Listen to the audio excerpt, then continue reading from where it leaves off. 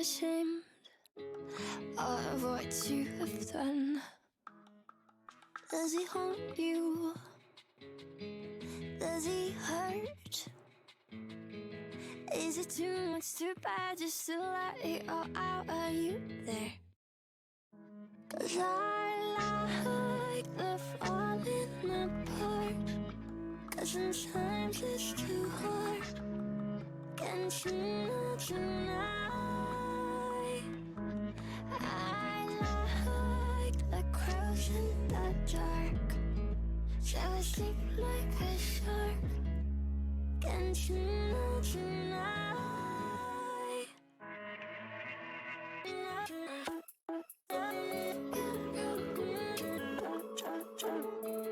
Any taste it? Is it sweet? Or will you spit it out through gritty teeth? Just embrace it. Let it burst. 'Cause the world is much more than the bubble you're in. Yeah, I'm sure. Let's highlight the falling apart. 'Cause sometimes it's too hard. Can't you know tonight? I like the crowds in the dark. Fell asleep like a shark. Can't you know tonight?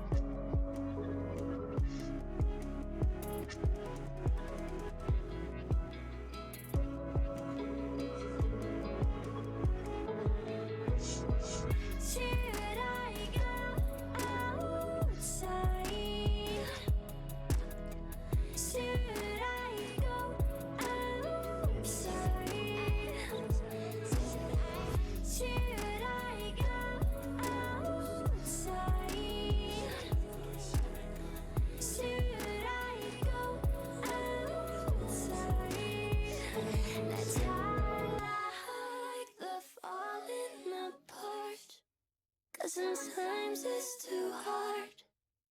Can't you know tonight? I like the crowds in the dark. Fell asleep like a shark. Can't you know tonight?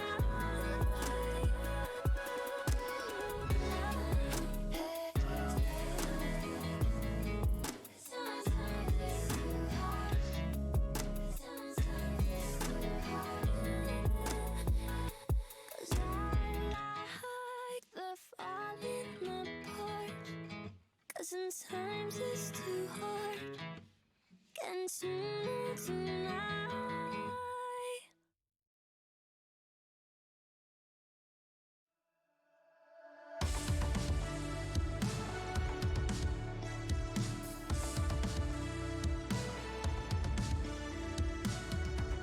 The weather outside is feeling quite low.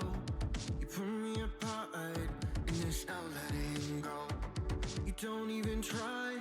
Do you want me to lose? I know you can speak up. Oh, by the way, I keep giving you all my love. Gotta feel something spark when we touch. Oh, but there's nothing. I'm just a fool. 'Cause I know, you know, I want you. Yeah, I love the way you taste in the morning. When you're around me, I just keep falling. I hate the way you leave me not knowing.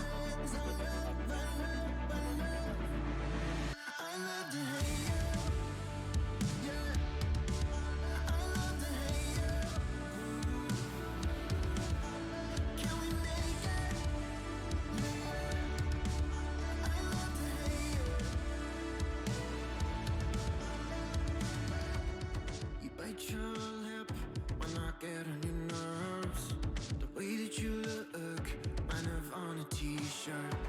You spin me around, light me up, watch me burn. I know, you know, I want you. Oh, by the way, you keep giving all my love. Gotta feel something spark when we touch. Oh, but there's nothing, not just a fool. 'Cause I know, you know, I want you.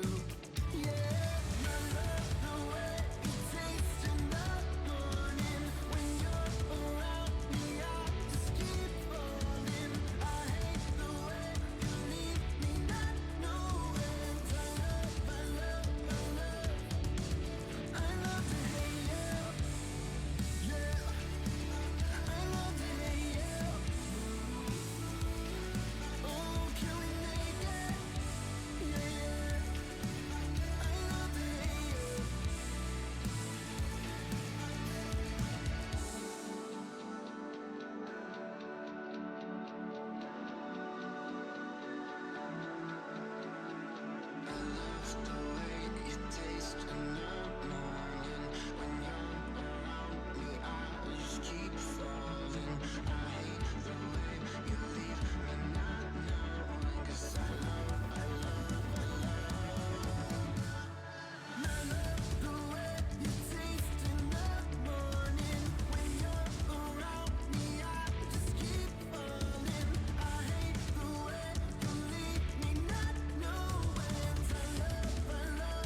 love, I love to hate you. Yeah, I love to hate you. Oh, can we make it? Yeah, I love to hate you.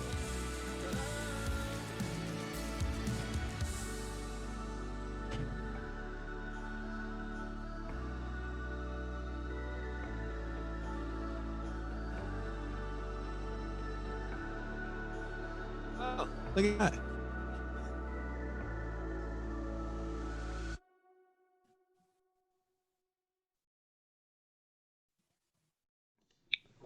Not bad. Look at that timing.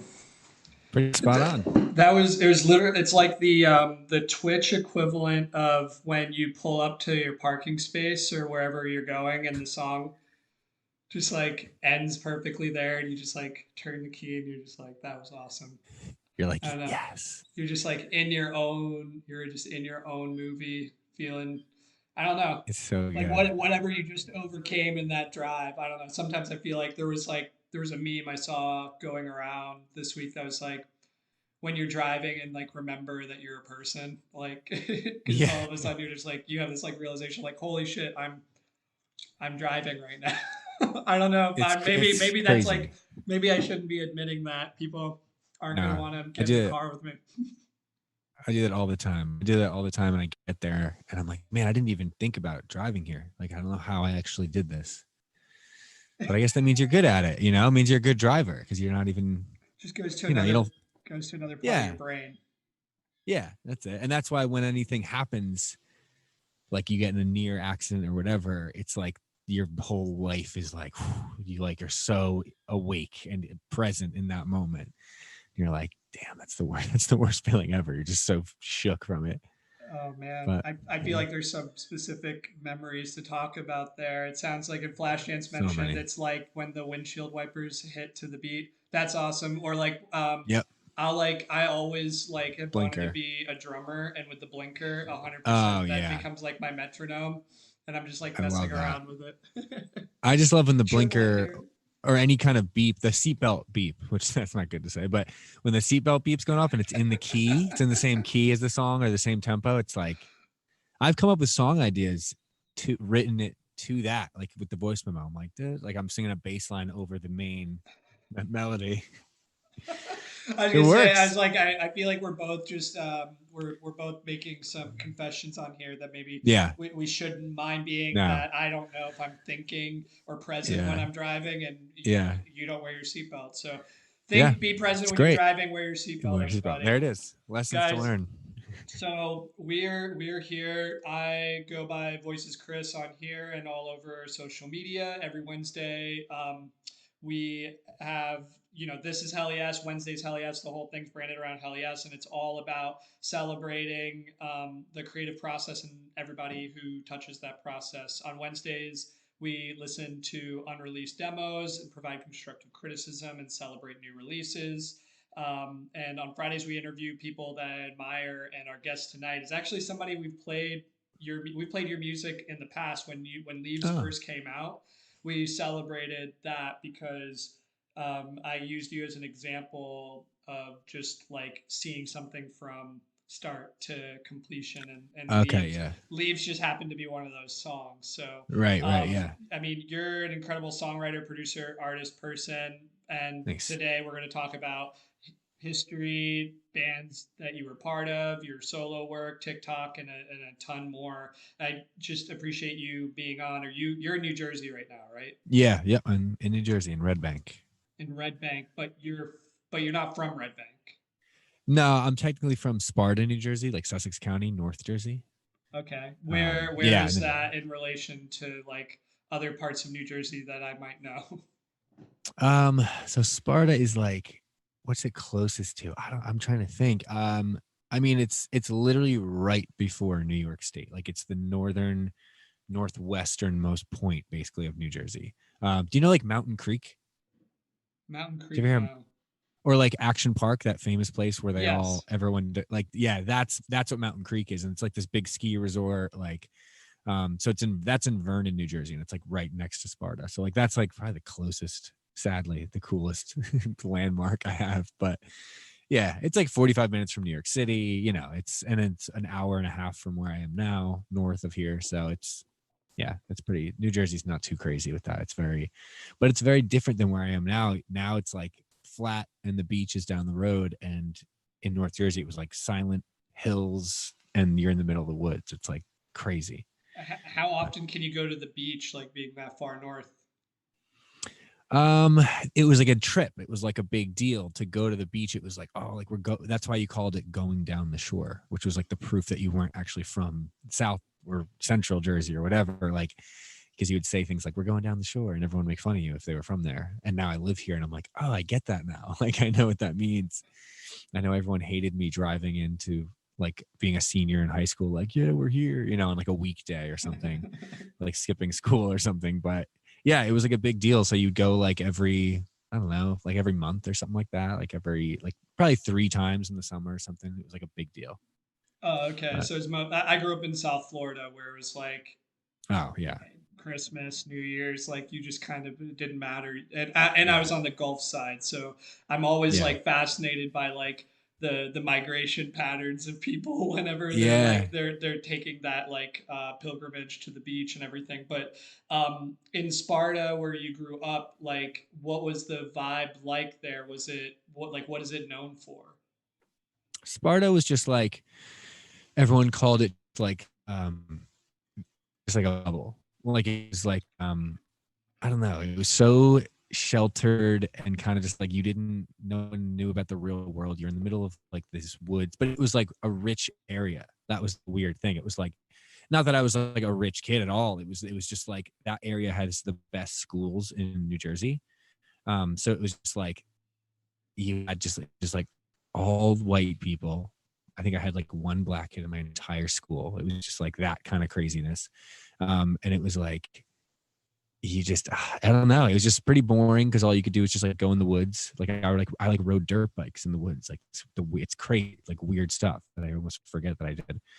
And then yeah, but so it was a great place to like start playing music because it was out of not doing anything else. Like it wasn't like you could really do anything else. So it was like you either played sports or you played music. That was kind of the way it worked. And most people played sports. So that's kind of the cool thing about it is like everything stemmed from kind of just coming home from school, and it wasn't like let's go to the beach. Because now when I talk to people that I've met down here, I'm like, what was it like when you skipped school? How did you even go to school? You could just go to the beach. That's crazy.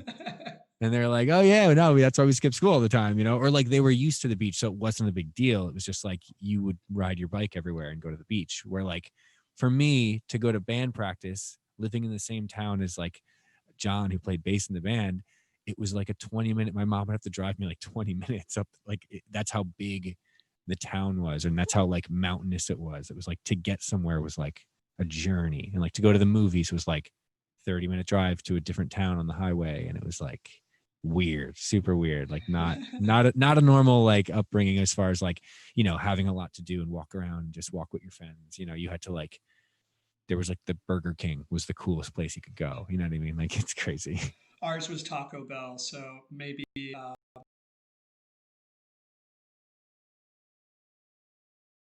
with like, were there any like, were there you were saying that people? Oh crap! Can you hear me? Oh hey, that's so weird. I can't hear you. Can you hear me now? Oh dude, I think we lost you for a second. Mm, can you talk again? Dude, that's so weird. It made a weird noise and then it just stopped. Could you maybe leave, come back real quick? Hold on, I'm trying. I'm gonna try a different. Can you hear me? Okay, for some reason I can't hear you. Maybe change your microphone source and then change it back. That was so weird.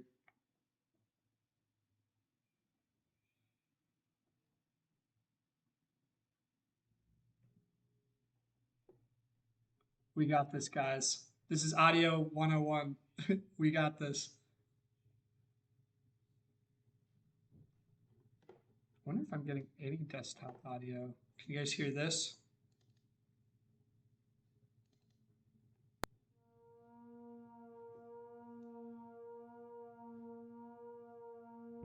Yeah. Oh no. Dude, it was bound to happen at some point. Here, do you want to try leaving and coming back in? Try leaving and coming back in. Cool. Now you guys kind of know how I'm doing this on either side. Let's see if I can. I just think I can do the thing where I'm like symmetrical. Got one eye. This is what I really look like. He's on one side. Okay. Hold on, let's see. Welcome to people who are new to the stream are like, what the fuck is this? Ah. Can you guys check if I have cavities? Hell yes, the Cyclops. Well, I'm glad you guys can hear me. It's a bummer. We just hanging. Can only hear each other talking now. I'm gonna go over to. I'm Joe P. I'm gonna conduct this interview by myself. All right. Tell us, Joe. What's it like being awesome? I don't know, man. Pretty cool. It's like you don't even have to try at all. It's just like you show up. Your hair's all curly and awesome, and yeah, I can sing too. That's pretty fucking cool, right? Oh man, guys, I'm doing my best. Doing my best. What's everybody doing? Are we back? Did it happen? Are we back, Mr. Joe? Dude, it's so weird. It's not giving audio at all. Oof. It might honestly, it might be the Zoom meeting itself. So we're gonna use the BRB thing for the first time ever, and I'm gonna send you a new link. Okay. Cool. Let's just listen to some Joe P while we wait. All an elaborate ploy for you guys to hear more of his music. Here, now we'll be right back, guys.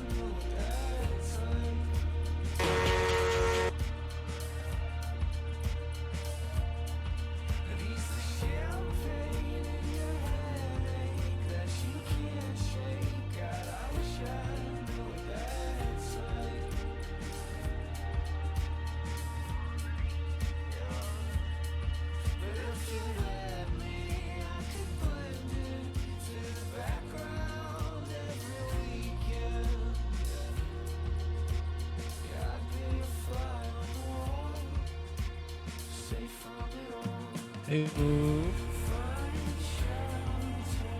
You hear me? Dude, I can. We're gonna You. we're It's gonna crazy. fade out. Yeah, or we're not gonna fade out. It's gonna be hard cut. There you go. Oh. We're back, dude. I pretended to be you for a little bit. It was. I thought I did That's an sick. okay job doing it. I was like, I got like the hair and the voice and everything. My hair's crazy right now. Yeah. Do you just wake up and you're like, yeah, this is it, or like, I don't know. what goes It's through your head when you decide like what you're gonna do, or do you even usually think about it? I don't know. Usually I have to wear some type of hat or beanie. I put like wax shit in my hair. It's just like putty or something. After right after the shower, like soaking wet. And then if I were to let my hair dry like I did today, it just goes curly, crazy, like frizzy. But if I do it and I put a beanie on, which I guess is what like what girls are doing when they put like towels on their head, it like dries nicer and it looks like thicker hair. And I'm like, oh, maybe I should just do that move. But it's also different every day. And I also I don't care until it's too late. And I'm like, oh, I wish I cared about my hair today because like I'm doing a video thing. But like I'm just like, I could wear a beanie every day because I'm like, it's quarantine. I don't see anyone, So I'm like, who am I gonna do my hair? It's like cologne. I have so much. I have like this huge like bottle of cologne, and I'm always like, I don't never wear it because I'm like, I don't know. Like my girlfriend at this point, if you don't, I mean, it's like, what, you either like me or you don't. I don't know what to tell you. Like, I can't do anything at this point. But yeah, I don't know. Every once in a while, I'll do the hair. Dude, completely fair. But and by the way, if you saw me get scared for a second, it's because again, with me being a total noob to this whole thing, I left alerts on as loud as they could possibly be in my ear, and it scared the shit out of me. But Oh it shit. was it was Baltimore cheered. Thanks for the bit, man. And Baltimore says he aspires to your level of epic hair. All right, we're gonna move into like the back to the interview part of it where we were talking about where you grew up, and just like what it was like culturally. Like you said that it was like pretty like it was pretty affluent. It wasn't super diverse. People didn't have a whole lot to do, so they either hung out in the woods or at Burger King. But Yeah. when it came to music, like was there a scene? Like, what kind of music were people making at that time? Like in the town, is there any like famous musicians that come from there No, I besides don't you? think. No, definitely not. It's still yet to happen. I don't know. It's like it, it was. I said everyone played music or sports, but it was really like everyone played sports. I'm realizing now because it was like my four friends were the only ones who played music. Um, but like, yeah, I mean, I basically found the two or three other people that wanted to play in like a band. You know what I mean? And it was like, hey, I have a bass, I have a drum kit. Like it was like that kind of thing. So we got together and it was just like we were the band kind of. It wasn't like there was another band at school. There was no like genre to follow. In this town of Vernon, where like Action Park was and Mountain Creek or all that stuff, it was like this. It looks like upstate New York is the best way to describe it. So it's very just like I don't know, just kind of like nothing's really going on. You're just like in the middle of the woods. And we would play at this place called Ricky's Barn, and it was all hardcore bands. Like it was all like post-hardcore, like Attack Attack and like Of Mice and Men, like those kinds of bands, like Day to Remember. Like they didn't play there. I'm saying like those kinds of bands played there. And it was just like that world. And I was like, and from that, we eventually ended up even starting a band that did that thing because we were like, we just started in like a more of like a 30 Seconds to Mars rock band, which is probably like a combination of those two things where it's like, we're not going to be like a full on like cool indie band because we didn't know that existed yet from where we grew up. Like we just didn't have that yet.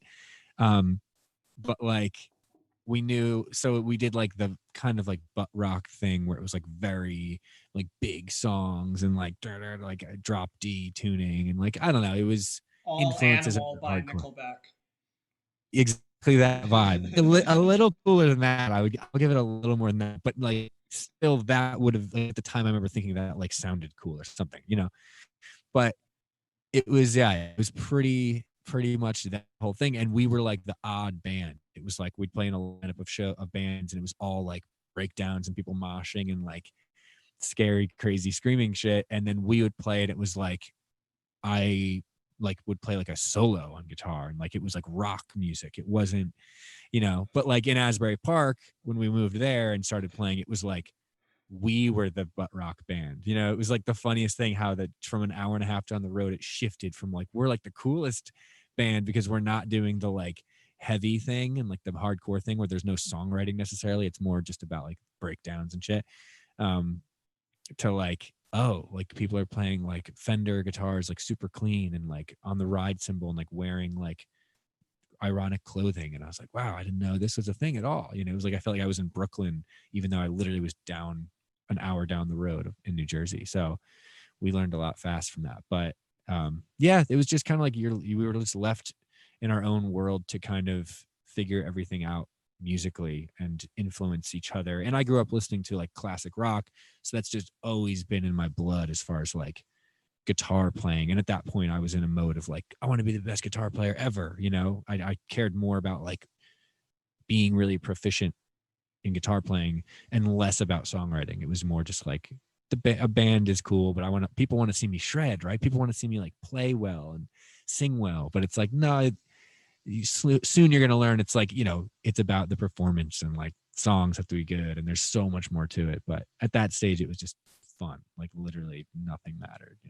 Yeah, and I mean, if everybody around you was playing sports, except for like the few people, which I feel like that's a lot of people's first band, is like, well, we need somebody who does this. Well, like I know a person who owns a bass, and then suddenly they become the bassist or whatever. But like, did any of your family members play music? Like, what was it No. for you that was like that made you be like, oh, I should do that? No one in my family has ever played music ever. Like all the way down the line of my family, there's nothing there. And none of my friends really played any music that I knew. So it was my mom brought home a guitar from an auction when I was like, I don't know, 6 or something. And it was like missing a string. And she got it from my older brother, actually, but he didn't even want to play it or something.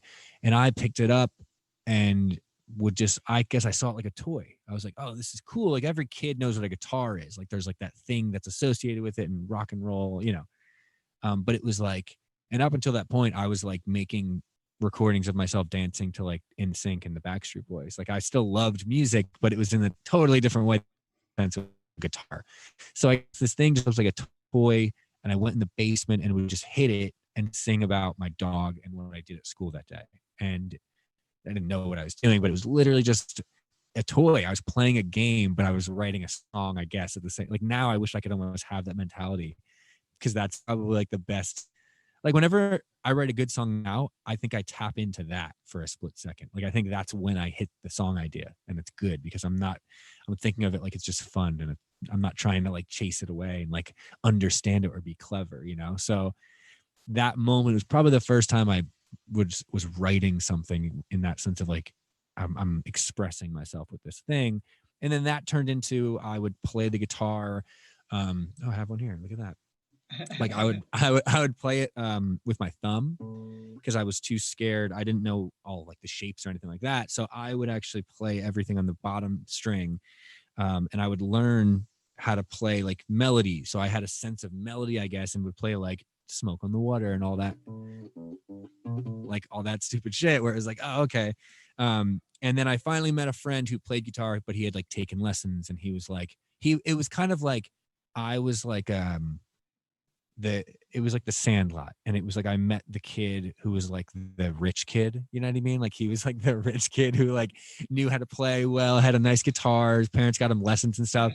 And I, not that I was like the poor kid, but I just like wasn't that way. I was just like, I just kind of had this thing, and we'd try to play together, and I learned how having an ear for music can be so important, because he could play chords and he had an instructor, but like I could figure out something in a second with my stupid thumb technique, and he couldn't figure it out. He just could show me scales and like play songs that he'd learned, but like he didn't know how to. And I was like, oh, okay, so there was some value, I guess. I made want to learn the chords and like learn about it, so I took lessons, and then at a certain point, the lessons turned more into like I just, once I learned enough about something, I knew how to run with it, so I would get pretty bored quickly with like, we're going to learn the next scale and the next chord. Yeah. So it was, once I got into like playing along with Led Zeppelin and like AC/DC and all that stupid stuff, that was like it. I was just sitting there on repeat, and like I understood how to solo, and I was like, oh, I'm just gonna play over this stuff for hours and hours with no structure. Like I didn't like sit and practice scales or anything, but yeah, so Instinct, that was man. it. Yeah. So that was really what got me into it, I guess, technically. And then but like music influence wise, AC/DC is literally probably the reason I did it. I don't know what I saw or what I did, but like that was like the first band or artist of some sort that I saw as like, whoa, that's the ultimate coolest thing I've ever seen in my life, and like that took me from like boy band, like now that's what I call music CD, to like, oh, like Back in Black with like headphones on. I'm like, whoa, that's so much better. Like, I don't know. It's just that moment. Yeah. No, I get it, man. But it's funny. Flashdance said that backwoods butt rock was his top genre on Spotify Wrapped this year. So I'm sure you guys would have a lot of comment Oh yeah, there. hell yeah. But and to answer your question, Tenlo, no, I'm drinking. I'm not drinking Jägermeister. If I was drinking that much Jägermeister, I'd probably throw up Yeah. on stream. No, this is some red wine. You can tell by the pinky. Oh, nice. Yeah, it's a educated guess. Our neighbor gave it to us because my lovely wife, who's in the chat, Unstoppable Kiwi, watched our neighbor's birds. So we ended up getting some wine. So Oh, literally sick. the fruits of her labor we are getting to enjoy. But no, so I wanted to ask, was there any other jobs that you had besides like music stuff? Like, did you ever work at like that movie theater that was 30 minutes away, or Oh, right. Yeah. I never worked there. My first job was, I guess, Panera Bread. That was my first job. And that was Panera like Bread? Panera What'd you do Bread. there? I made sandwiches, and then I was bad at that. So they put me on dishwasher, and then I flooded the whole back area where the dishes are. And it was just like, eventually, I don't think I like quit or got fired. It just kind of fizzled away, I guess. But yeah, that was technically my first job that I was like, oh, okay, wow. Like I'm making money doing this. This is cool. Um, but yeah, and then I don't know. From there, it was like I worked at every pizza place, I guess, like every like little restaurant in town as like a waiter or whatever. The gas station, because in New Jersey you have to pump or you can't pump your own gas. So I was like the guy that pumped your gas, which was really fun actually. Because the guy, it was right in the middle of town, so I would see all my friends, and the gas prices were $4.99 because he didn't actually want to sell gas. He just wanted to work on cars, but he had this gas station, so he had to do it technically. That's So no wild. cars would come. There would be no one ever pulling in, and I would just sit in the little zone inside and like literally watch full movies without a car coming, or like just full on write a song or like get to play. I would just bring my acoustic guitar and sit there and play. This is the greatest job, and I wear whatever I wanted, like order food to the plate. It was the greatest thing. He was so cool. So that was kind of it. I've just always had, and I don't know. I've tried every time I've tried being like a server or something. Just like my brain is so bad at focusing on that many. As soon as it's like I want this and this, I'm just like, oh man, that's it. I'm dead. Like I can't. I wish I had that thing, but yeah, no, I didn't have that. But yeah. Chat wants to know if that guy is hiring now. I don't know. Not me. Definitely not someone like me. But yeah, he might be, honestly. Cool. So I want you to. I haven't done this yet um, on stream, but I'm excited to try this out with you for the first time. We're moving now from everything that isn't necessarily band related, but might have inspired it, to now we're going to talk about the I believe the very first band you're in. I don't believe this is Mm. the earliest photo that exists, but this is one that I found, and I just Oh wanted to, and boy. I wanted to analyze this a little bit with you. Okay, so Nice, um, God. if you want to direct your attention do you see the photo? Wow. Yep. I see it. So that's you all with the black tie, right? Yep. So this band is called Something About January, which I didn't know this about you, that you also were in a band with. I was in a band called The End of April.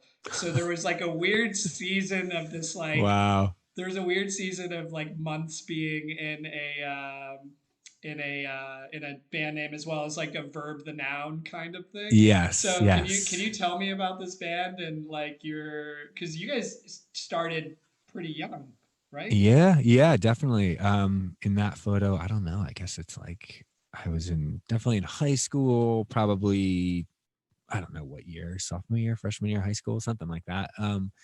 Yeah, look at that. The proof of the woods in the background and in the middle of an interstate like bridge. Like it's like the Yeah, coolest. right outside of that place you worked. Yeah, right. I'm just standing there like, oh, I'm about to go to work. Yeah, literally that is just us standing on a highway. And because that's what was normal. Like it wasn't weird to walk on a highway because all there was. It's the way you got from point A to point B. Just walking on the highway. See ya, mom. Don't, I guess I shouldn't die.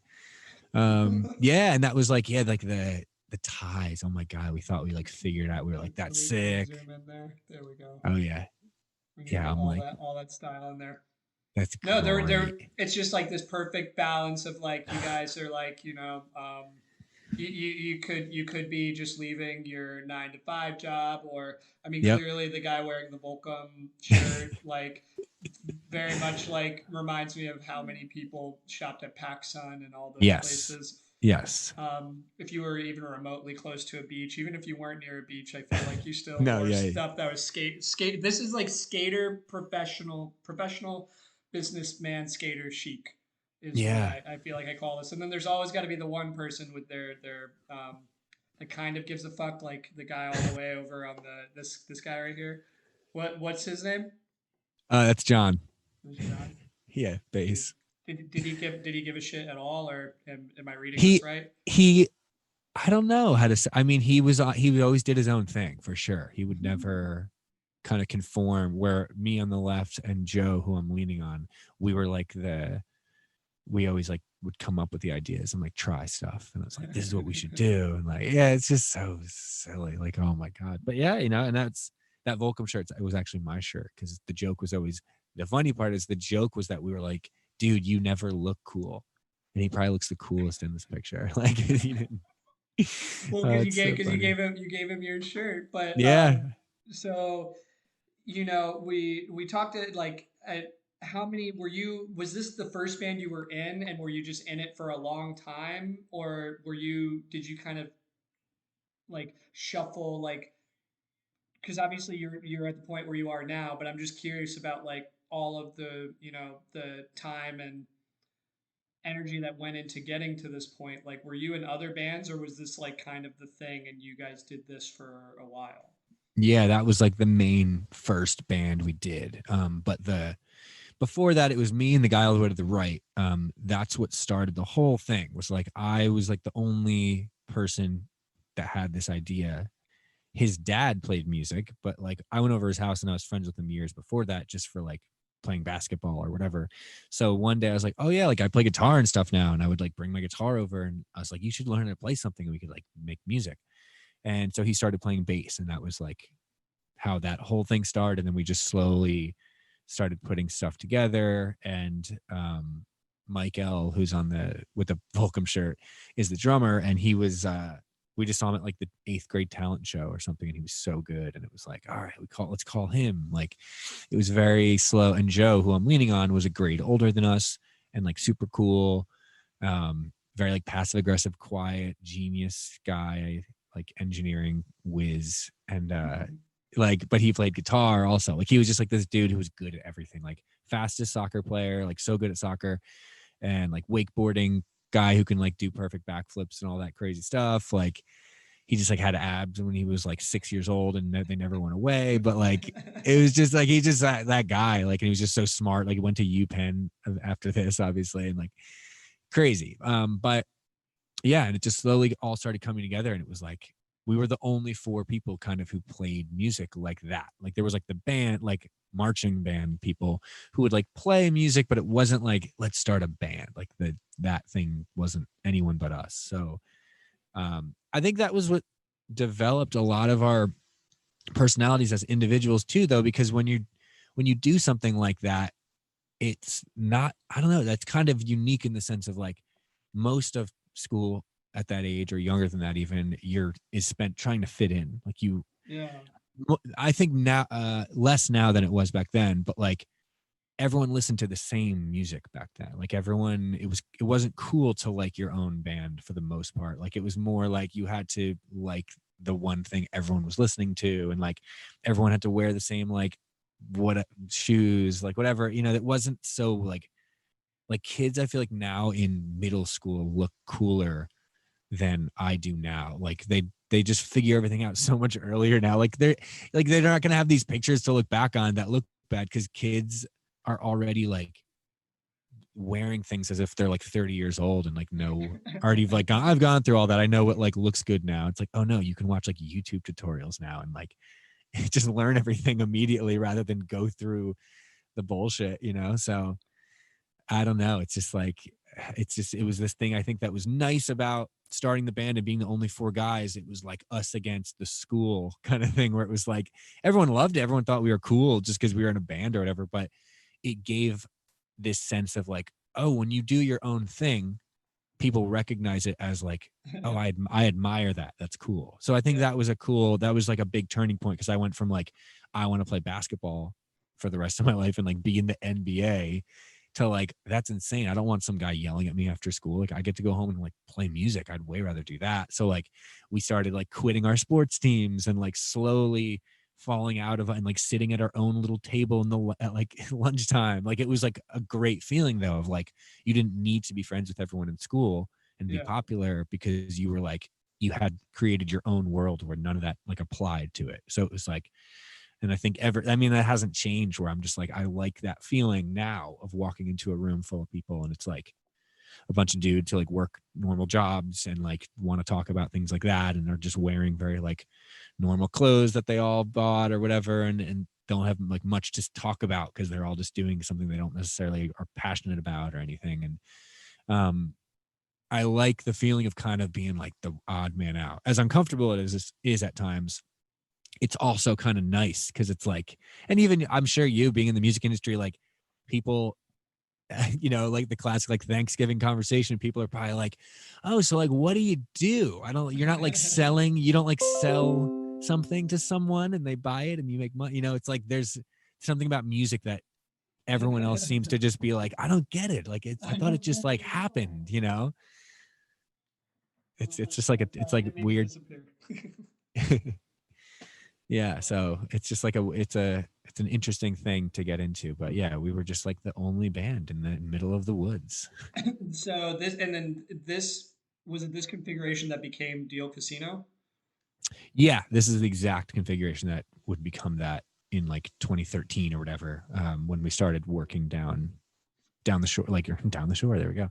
In like new place, new name kind of thing. Yeah, it was like we needed to. Yeah, we felt like it was a new place, new name. That's totally it, and like a new start. And like we had tried out different music that we were getting into, and working with a producer guy for the first time ever. So that felt like, oh, that's cool, So yeah, it was just like a rebirth.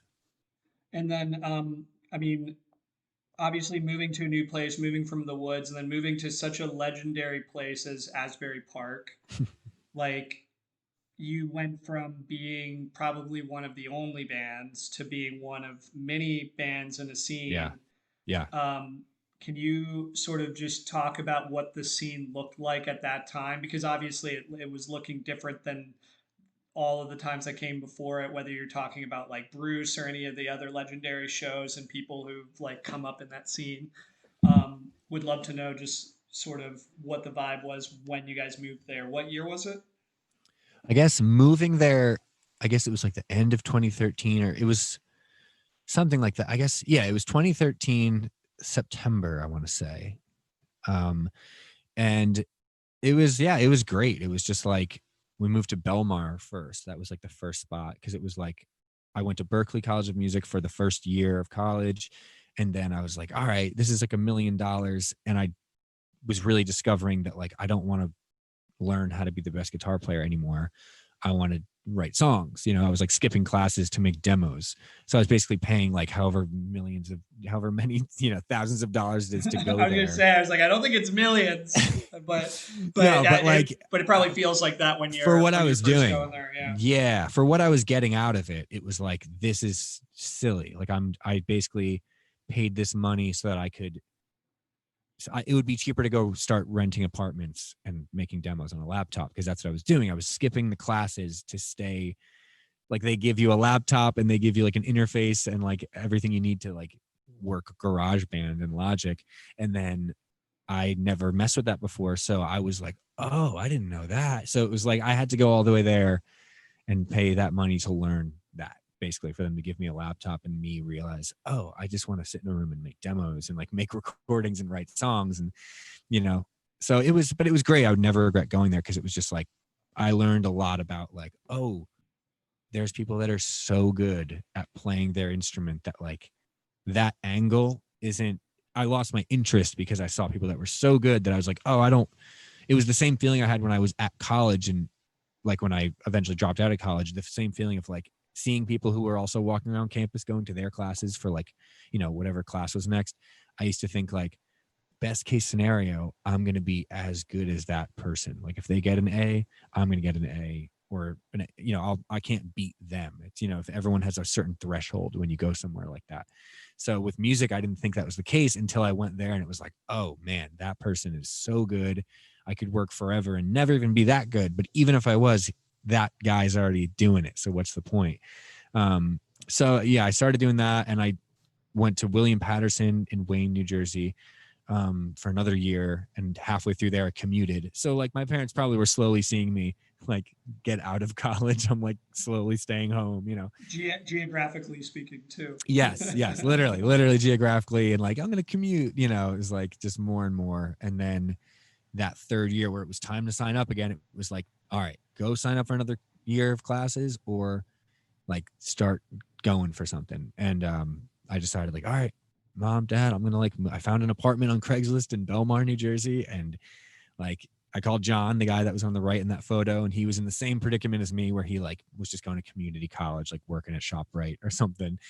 And I was like, dude, let's quit our jobs and like go. Like this is, let's just start going. He's like, yeah, I don't need to do this anymore. Like the college thing. There's no point. So I was like, let's do it. Who cares? Nothing matters kind of vibe. And we just went and moved into a winter rental in Belmar.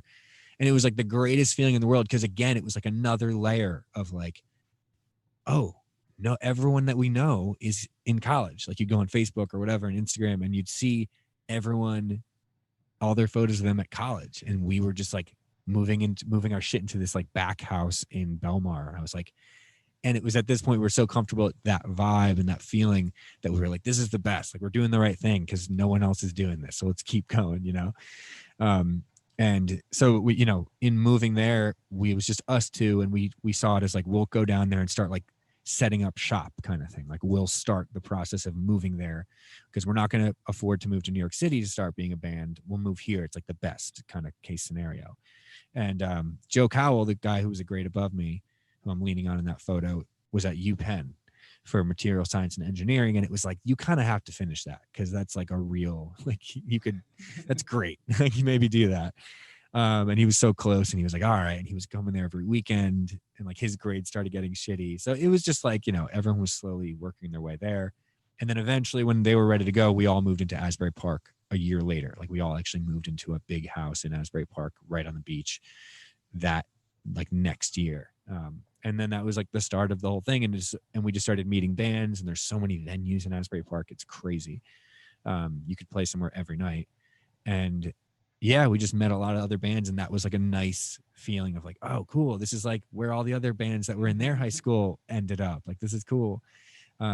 So it was nice. And we just started playing a ton of shows and like just You guys getting did a better and better. residency, right? Like because Yeah. you talk about this like constant like idea of like seeing what other people are doing, and it sounded like at a certain point you guys kind of turned the mirror on yourselves and were like, let's really dig our heels in here and then like review our performances and stuff like that. Like Yeah.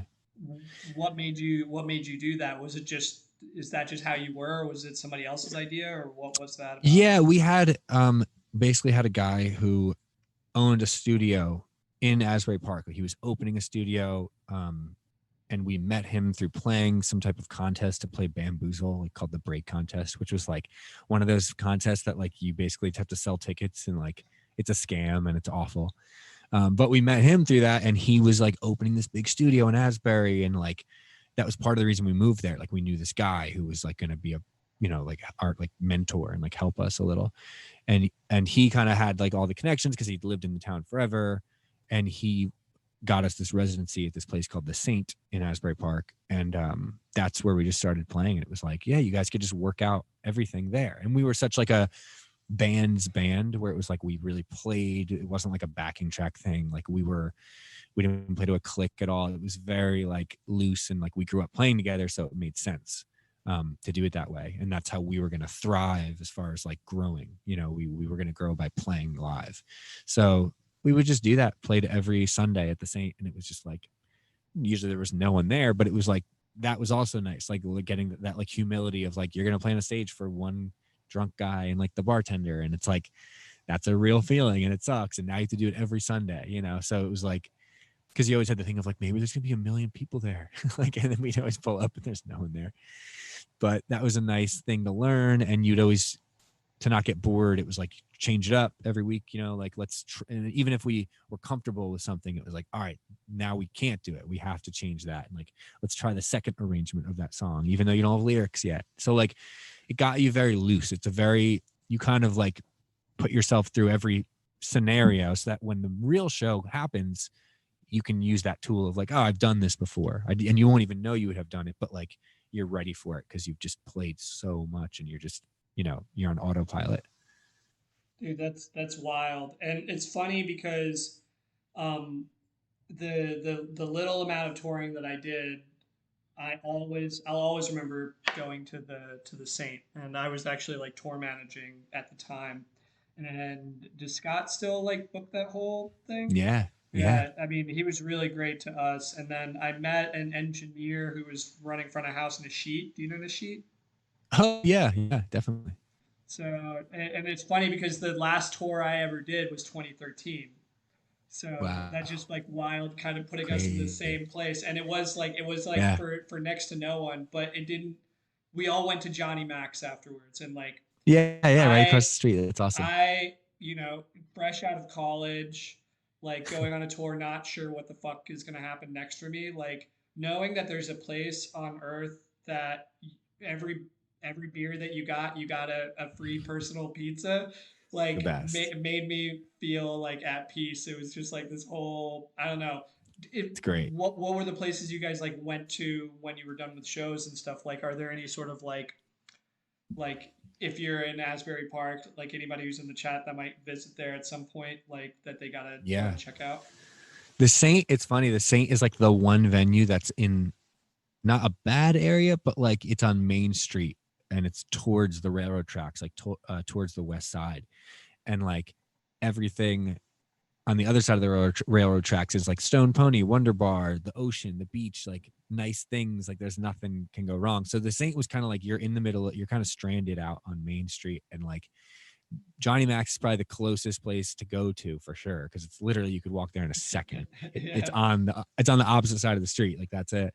But usually, I don't know. We would just like be so tired and like pack up all the gear and go back to the house and unpack all the gear and like just eat so much food somewhere. And like, there's a place called Pete and Elda's, which is just like this famous place where it's like if you eat one of the pizzas, you get like a T-shirt kind of thing, and it's like so good. Like It's you have just like, to eat the whole pizza to get the shirt. yeah, you have to eat the entire pizza, but they're like thin crust, so like you could like fold slices and like, you know, it's still a lot, but like it's not crazy.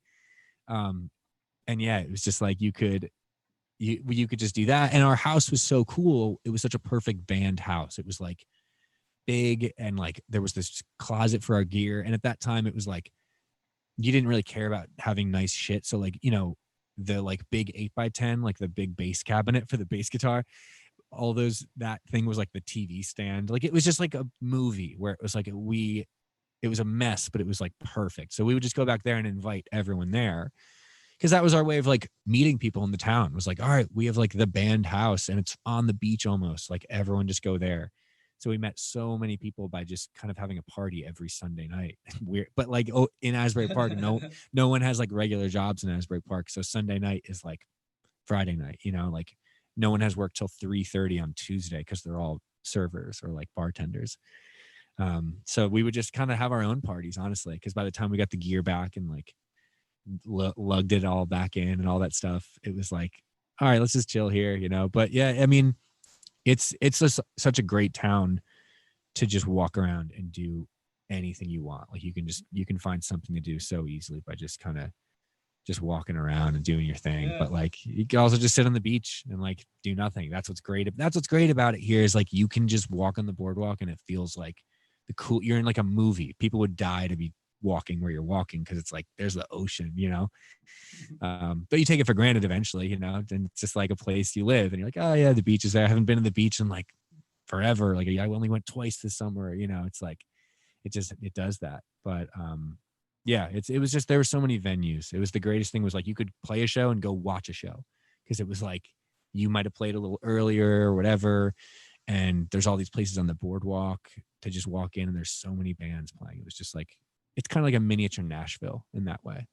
I get that. And Yeah. I mean, being in Nashville right now, it's definitely something that I miss doing and why I've enjoyed doing these talks and the live listing stuff is because of the community aspect of it, right? Like I feel like it really is the Yeah. community that makes all those places and the businesses that support like those meetings, whether it's Johnny Max or that fucking band house by the beach, right? Yeah. So it's like, and actually, and I'm curious about this because I'm wondering how many people in the chat. Faden, could we get a poll in the chat for how many people think that they could finish an entire pizza for a T-shirt?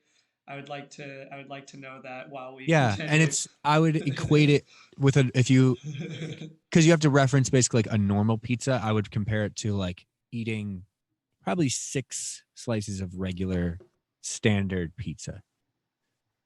That's really what it kind of adds up to. But And you it's have to still eat it by they're asking by ourselves or with help. 100% by yourself. You have to sit there and eat it by yourself. By yourself. We're gonna get that poll going. And while we do that, we're jumping to 2020 where we are now, a year that like a lot of people would probably like rather not talk about.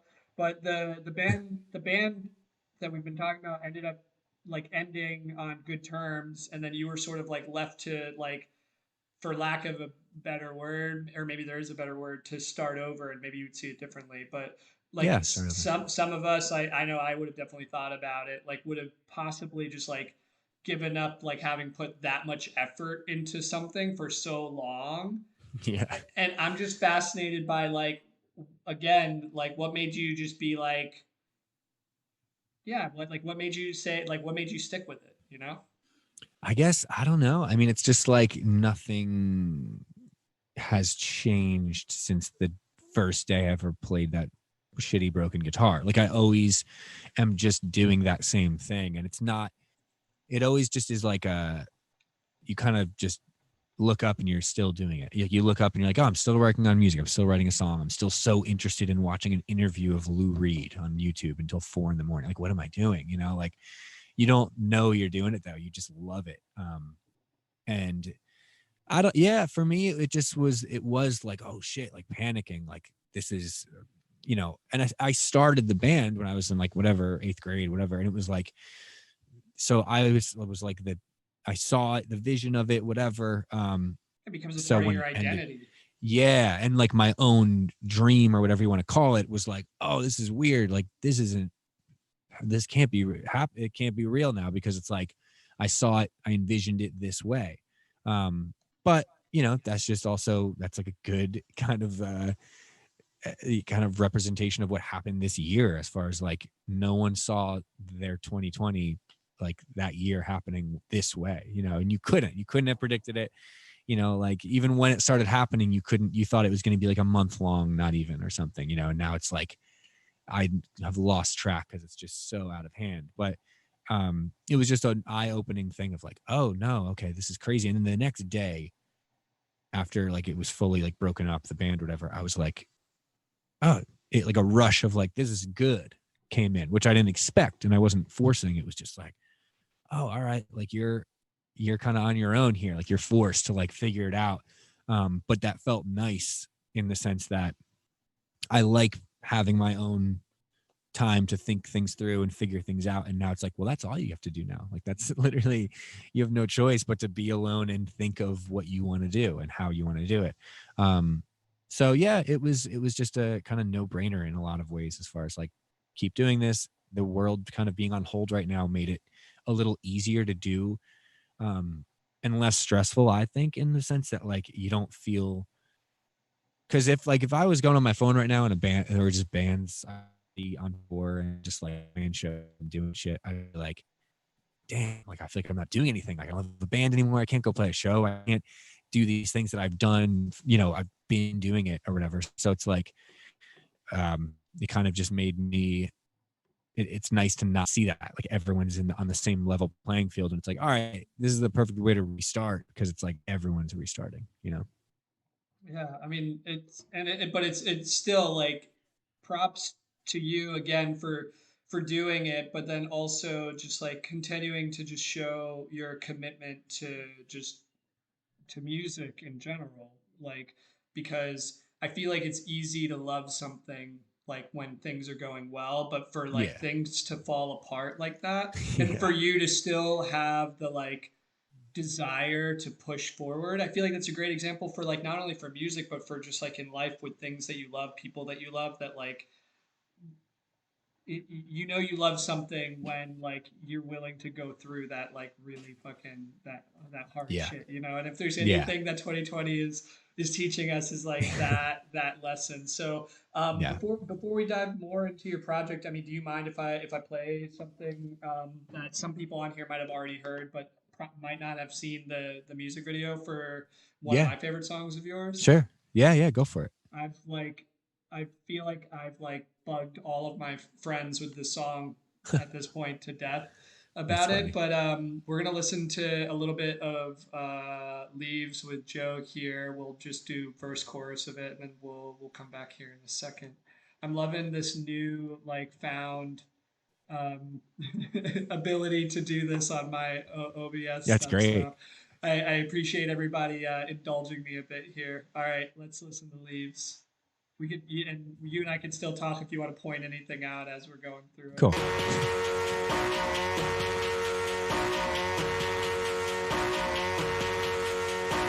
You ask me what I'm thinking as I sink into the floor, but I don't think I really wanna be here anymore, not anymore.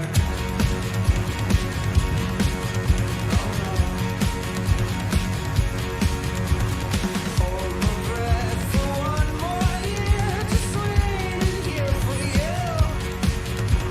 Staring at the door until my face is turning blue. Yeah, and all the bombs you swore you wouldn't drop, and all the love you swore would never stop. I guess it's just your way of saying your goodbye.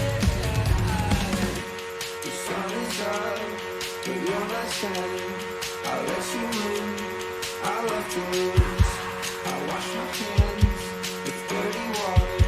I never should, but I always do. The sun is out, but you're not shining. I let you in, I left to lose. I wash my hands with dirty water. I never should, but I always do.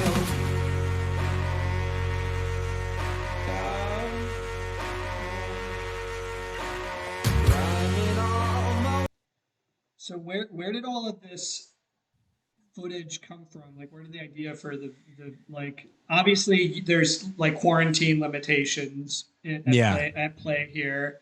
Big time. And I think we get to see a little bit of the props that were used in the video behind you right now. Oh yeah. They're Um, everywhere. They're just but bed sheets. but what was it about like this footage that you ended up grabbing? It looks like stock footage. Like, where'd you get it? Yeah. I go on this website. I guess it's like archives.org or some crazy shit. And it's just like the most insane, endless, unlimited supply of like random photos, like videos, and you could just type in like random keywords and get really random stuff. And it's like that you would never have seen any other way.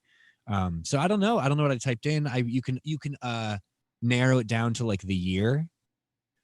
So I think I narrowed it to like 70s, I guess. And it was just like I came across like women athletes, like Olympic athletes, like training or something like that. And it was just like this whole movie on the whole thing. So I downloaded the whole movie. It was like, an hour and a half long or something. And I just put it in Premiere and like chopped up all the coolest parts.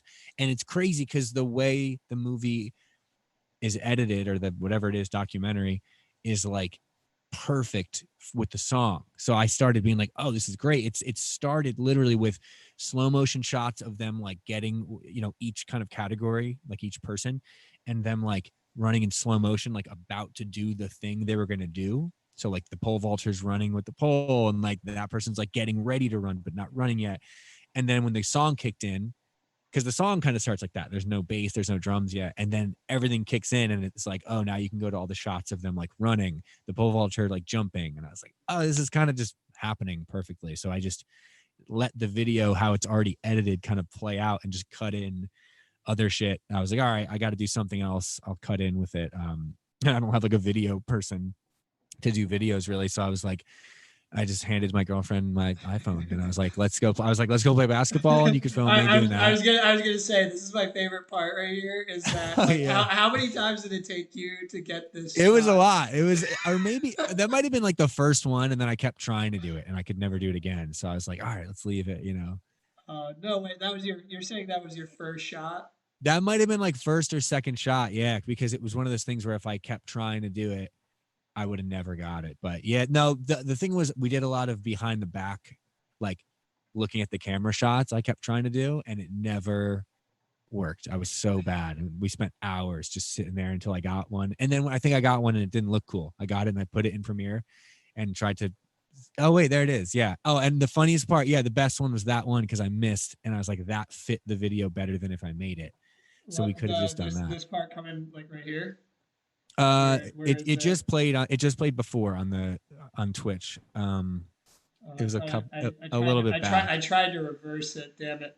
Oh well. There I see. Yeah, like I literally, that was one of the ones where I missed, but when I was editing, that looked better than, because I was like, oh, this is perfect. Like, it's great because you see these women doing these like amazing things, and I'm just gonna miss like a shot. I was like, that fits way better than if I made it, because it looks like I'm trying to like be as good or something. I was like, this just didn't feel right. It was stupid. People are asking where the jacket came from. I'm assuming they're talking about this jacket. Yeah, that jacket is the dude in that last photo, John, all the way to the right in that photo, his dad. It's his dad's old jacket, I guess, from the 80s or something. And I was like, and he had it, and John didn't want it anymore, so he gave it to me. It's very So hit up John's dad, Tenmo, if you'd like to get yeah. a hold of it. Anybody else tripping off the wallpaper shots? Yeah, 100%. The wallpaper it's right behind. It's behind you now, right? Yeah, I it's think I can see it's it. everywhere. I put the wallpaper. I built like gobos, like soundproofing kind of things that you can move around. And I just like so it's just a giant thing on wheels that I can move around my studio and my basement to like soundproof the drums, or like just kind of alter the acoustics a little bit. And yeah, I found these sheets on Amazon, and they were just the coolest sheets. And they went out of stock like the next day. So as soon as they went back on stock, I bought like 1,000,000 of them. Like I spent like $200 on like bed sheet sets, and you had to get the set. So I just have all these sets of king size bed sheets of this that I can use for anything. And I'm just like, I love it, And in the video, I literally took a pillowcase, and I'm wearing, I don't know if it's noticeable. Like, I don't know if it's Wait, where? Like yeah. Okay. So you didn't notice. If you watch those, I'm actually wearing a t-shirt, which is just a Oh, pillowcase. I thought it was just a ripped shirt. I didn't realize like okay, Yeah. it's It's just, literally more of that material. yeah, it's just it's the pillowcase from the set. And I cut holes in it for my arms, and I thought it would look cool, and it looked awful, but I put the jacket on to cover it up. So it was more low key and more like, oh shit. Like, it just looks like a t-shirt in the corner of your eye. But It looks like somebody in the chat noted. Pink Ranger noticed. yeah. All right, good. So perceptive, Pink. That's good. Dude, no, but I mean, like, I really dig the video, and just the overall vibe, and just like like watching how sort of like fearlessly you've sort of like even revisited songs, which I feel like is a rare thing Yeah. Yeah. for artists these days. I wanted to talk about like about that, the evolution of your creative process. So Yeah. my understanding from the few conversations that we have had, because I've been lucky enough to talk with you about music before, Yeah. I'm curious about a lot of people in general are sort of like scared of failing, or if they do, they sort of like hide it in the background. Even things that they didn't like before that were up, like they would just like Right. completely tear it down and like put something Yeah. else there. But like there are three versions of Just a Cow that exist, like in different forms, I believe. Maybe that's just Yeah. the name of the files or whatever. What is it to you? Like, I guess I just want to know how your creative process has sort of evolved to like to be one that you're unafraid of like revisiting old material, but also like always pushing forward. Yeah. I guess with that song in particular, especially, it was like it started as this kind of like big rock songish kind of thing where it was like heavy drums and everything. And something about it, uh, just which has happened so many times when I try to make a big production version of it, and this was still Deal Casino, like band time. It just got too bandy, and it wasn't meant to be that, you know. So then we made this second version of the Wolf EP that had that song on it. And that was like, oh, we'll call it version 2, like V2, and it'll just be the same EP, but like, let's just make it in my bedroom and like just put together some cool kind of like smaller ideas, not full on acoustic, like acoustic with guy was singing, but like we can use synths and we can use interesting elements, but let's just make it kind of different and slow it down or speed it up or whatever we have to do. And then once we did that, it was like I liked it more than the actual EP, and like I felt like people did too. You know, like just music people that were listening to our music, and we did it all in my bedroom with like minimal effort and like not that much stuff. So um, I just started seeing it like, oh, okay, this is kind of interesting. Like, Do you mind if we play like a clip of yeah, one, go two, for and it. three? And Yeah, yeah, go for it. I think it'd be fun to just like listen to like a clip of it, and then just sort of talk about the like what why you made the changes that you made. Yeah. So this is Just a Cow from the Wolf EP. Oh, you can't hear it right now, can you? I do not hear it now. Okay, you'll be able to hear it now. Promise. Here you go.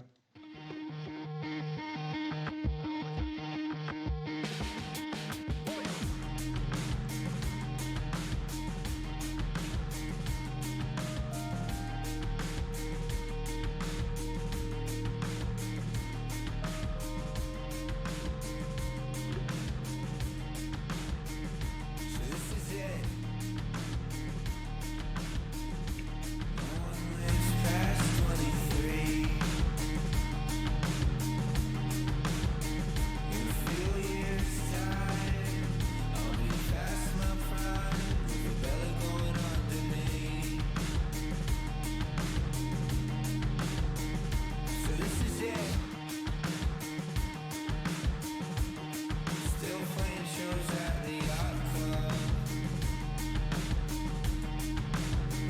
Can't leave the house till I figure out how to be louder than a shotgun.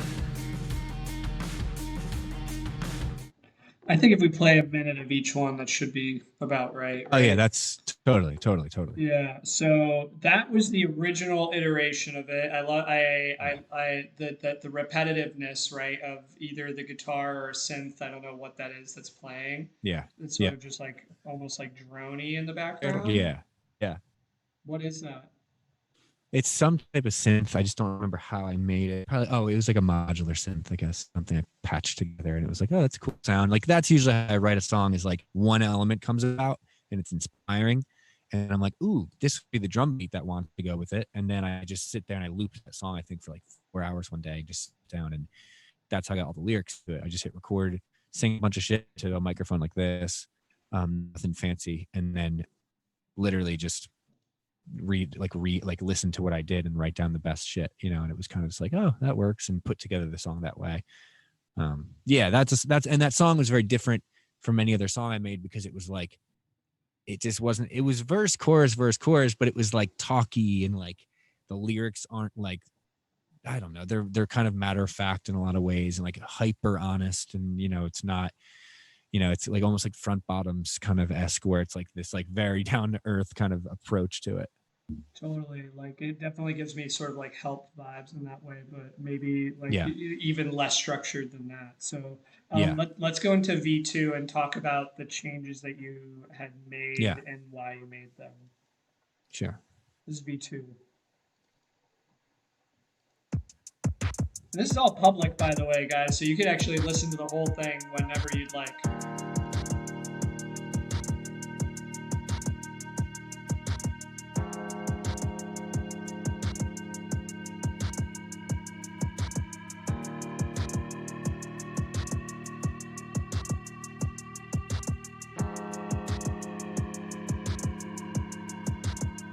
So this is it. No one lives past 23. In a few years' time, I'll be past my prime, with a belly growing under me. So this is it. Still playing shows at the yacht club. Can't leave the house till I figure out how to be louder than a shotgun.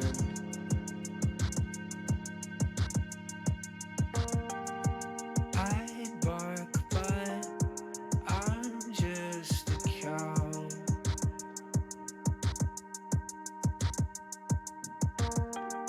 And I try, but I let you down.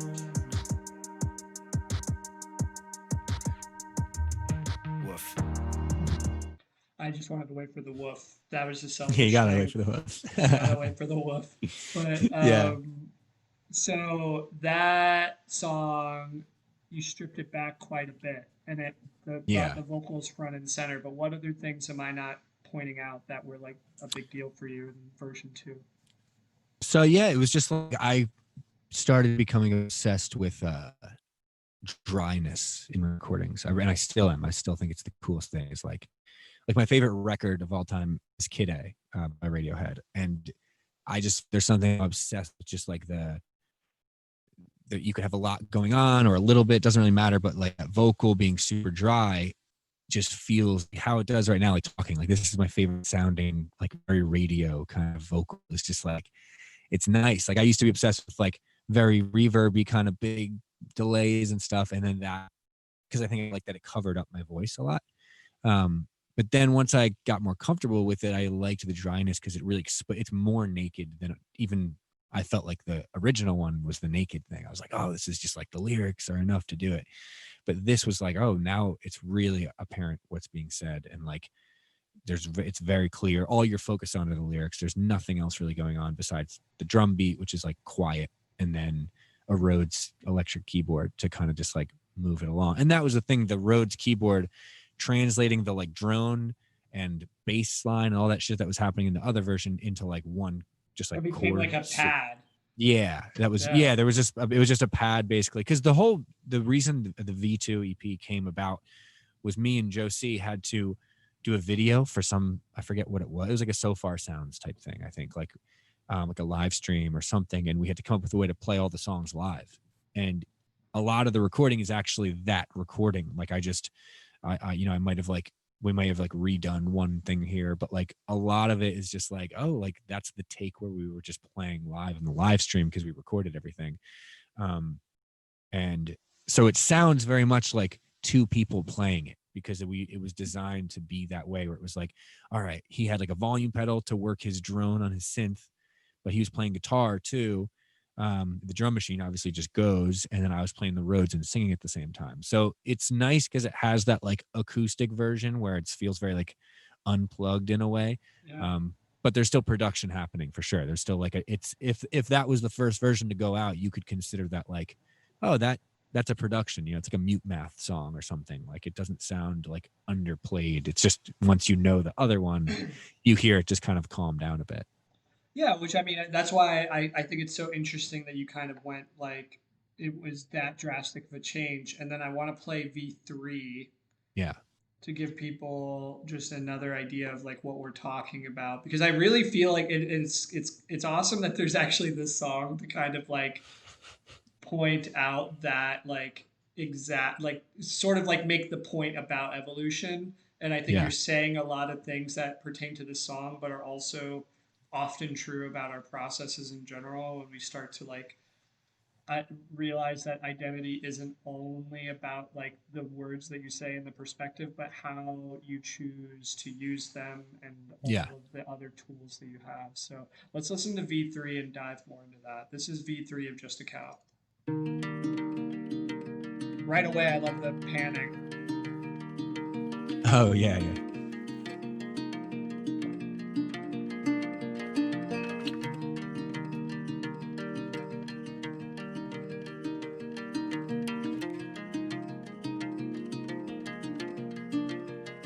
So this is it. No one lives past 23. He said, in a few years' time, I'll be past my prime with a belly growing under me. So this is it. Still playing shows at the yacht club. Can't leave the house till I figure out how to be louder than a shotgun. Yeah. I bark, but I'm just a cow. And I try, but I'd let you down. Woof. It's so funny, so stupid. Yeah, Yeah, so you're that right. But one's the it's most. funny that you say that that's stupid because we talk about this on my stream all the time. Like, think about all of our favorite fucking songs, right? And like, whenever we show them something, very seldomly is it like about the entire thing, right? It's about a moment.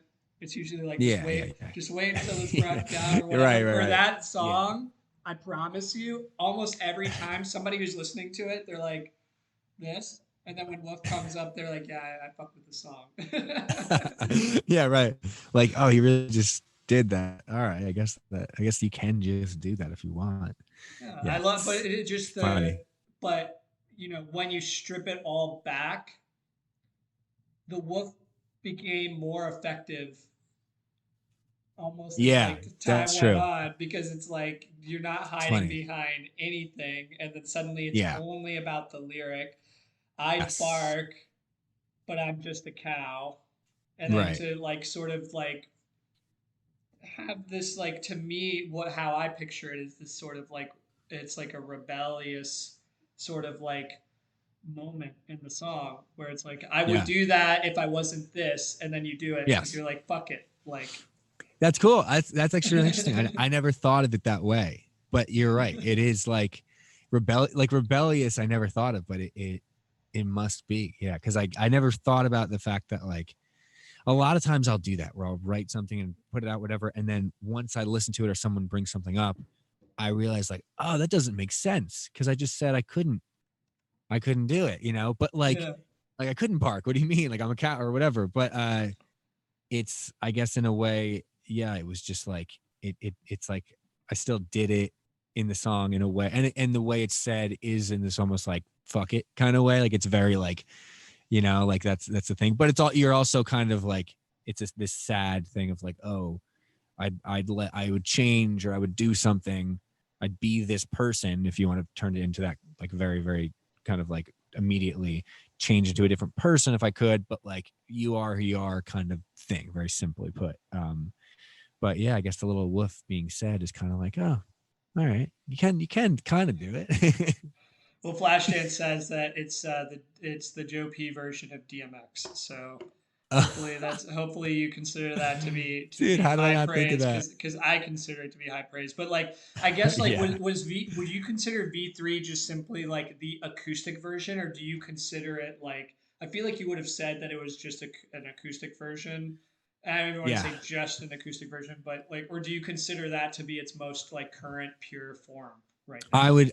I like that version the most, 100%. Like once I did that version because basically Pergo and I were coming up with ways like, all right, you got to start at zero again. We have to start a new Spotify. Like when I was talking to you, it might have been before we did anything on Spotify. And it was like, all right, shit, like, do we change the name of the Deal Casino one so you don't lose followers? That whole stupid thing. And we decided ultimately to make a new Spotify. And it was like, all right, then you need to put out two like burner songs, like songs that are just gonna kind of take the fall for like no one's gonna hear them because we can't pitch anything to playlists, we can't do anything like until there's some type of established thing going on. So I was like, all right, I'll redo a Deal Casino song, but like I'll just make it very different or call it a demo or something, you know. And it wasn't a demo. It was I just called it that because it made people who never heard it before think of it as the because I thought it was going to be maybe like the first thing someone hears. So this is the early stages of a song to them. Um, and I was like, maybe one day I'll release the full version and redo that. But like now I'm like, nah, this is perfect. I'll never change it. But once I heard it, I was like, oh yeah, this is what the song is meant to be. The lyrics are supposed to be. And I realized now that you showed the evolution, I've never even done that. Like I've really done it. And it's like, oh yeah, it was just me being like, stop being like, quiet down. Like, like telling the band to kind of like, shh. It was like literally what it's like. Um, and it finally got down to this moment of like, boom. And now the lyrics had this weight to them that finally it was like, it wasn't silly or it wasn't like trying to be cool. It was none of those things that it usually turns out to be, where it's like you can always kind of say, you know, like it's when you put the rock stuff behind it, it's like you're trying to achieve some type of thing. But this was just like, yeah, whatever, take it or leave it. And that's how I viewed it. It was like I made a song in a way of like, no one's going to hear this. So here we go. Here, like I did in like one take on the shittiest that this is the guitar that's on that. And it's literally, there's only 5 strings on it. A girl gave it to me in like 8th grade or some shit. And it has like all this writing in the back. The strings are dead and they're nylon strings. So they're like, they have that like Bon Iver. Come on, skinny love. Yeah, they just have that thing. And I love it. And it just has that like, it has this roundness to it that like, and I just like doubled it very like Elliott Smith style. And like right here. And it just took a second. I did it really quickly and like sang it real quick and super dry, no reverb on anything, like nothing, no fancy stuff. And yeah, now I'm like, oh, I love that song. Like I'll probably put it on an EP or something and just call it Just a Cow maybe or something. Not even put the demo next to it or something. But yeah, and it just kind of finally found its way naturally to where it wanted to be, as songs do. You know, they usually just tell you what they want.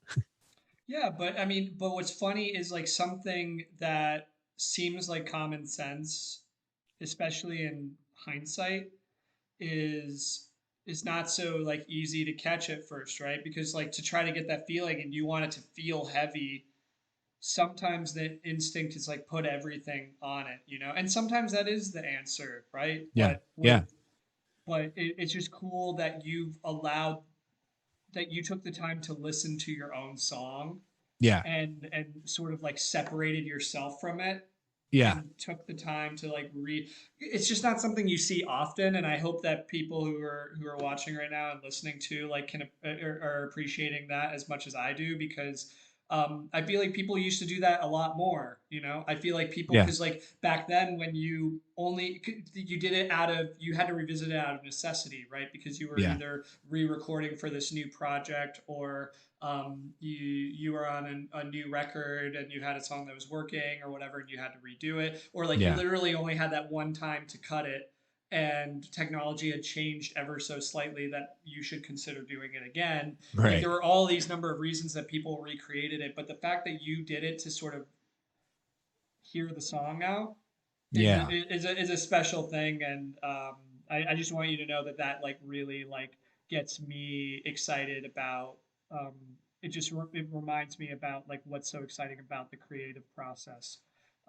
It's almost like what Tom Petty says, right? With like remembering a song, it's like Yeah, yeah, he's not like writing it; he's like remembering it, and it's like yeah, watching you go through that process. It's like no, it was always this, but yeah. I just had to remember it differently or whatever. But um, we could sit there forever and talk about it, but I guess I wanted to talk about you at like because we were talking about writing and you being still a published writer from a previous deal in the band. I guess I'm just curious, like, do you often write with and for others these days, or like what is right like how does the like process of writing take place for you?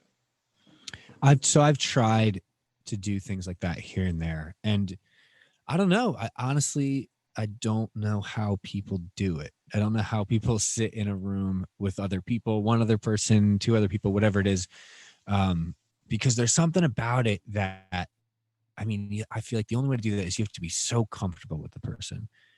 And I just feel like as soon as I have this feeling of like, oh, like I'm not going to fully reveal myself, and I can't just fully be loose. And how could we ever get a good song? Because even when I am loose and vulnerable, sometimes I don't get a good song. So already I'm like, I just kind of like have this attitude towards it where I'm like, there's no way you're not going to get anything good out of me because I already know that I'm not even at the place I need to be at to make shitty songs, like I'm not even there yet. So this is going to be really bad, and it's just a strange process. And it turns into a lot of times, like, it just feels very, I don't know. It feels like there's a formula that's trying to be kind of figured out. And the only way I think you could work on a song with someone is they need to be on the same level as you, not skill wise, but like in the same headspace as like, and you both are comfortable with each other fully. Like you got to know that person, not be shy at all, so, or if you are, they still have the ability to push you in a nice artistic way that you feel like you're not working on a song. You just feel like you're trying to make something. And it's like jamming with your band in high school. Like it's the same Yeah. feeling of like, whatever is going to happen, it's going to happen. And no one's, you're not trying so hard. But at a certain point, let's write a song. I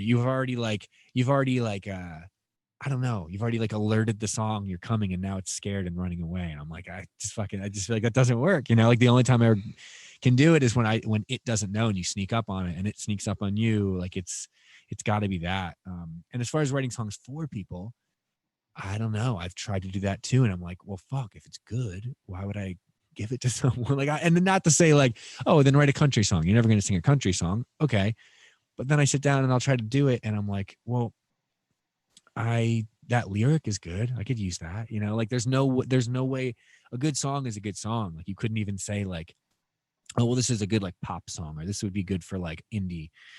It's just like a good song. Like that's why people still listen to a Beatles song, right? Like if you listen to an old Beatles song or The Who or something, like it's funny in comparison to sonically how it doesn't hit you the same way as music does now, where it's like, when you listen to like Fortunate Son or like a Tom Petty song, whatever it is, like Free Fallin' is probably the best example. That song is just like a rock, boring old white guy rock song. And it's fucking better than anything ever. You know what I mean? Like it's so good.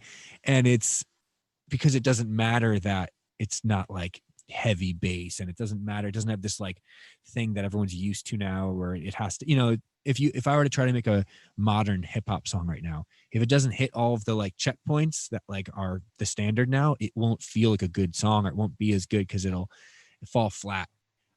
Where those songs are just like so in their own lane, it's just like you can't, like when you go back and listen to a Beatles song, you listen, you're like, holy shit, this sounds like awful, in the sense that like the drums are quiet, where now drums are like on like a Paramore song, you would hear every drum that the person's hitting.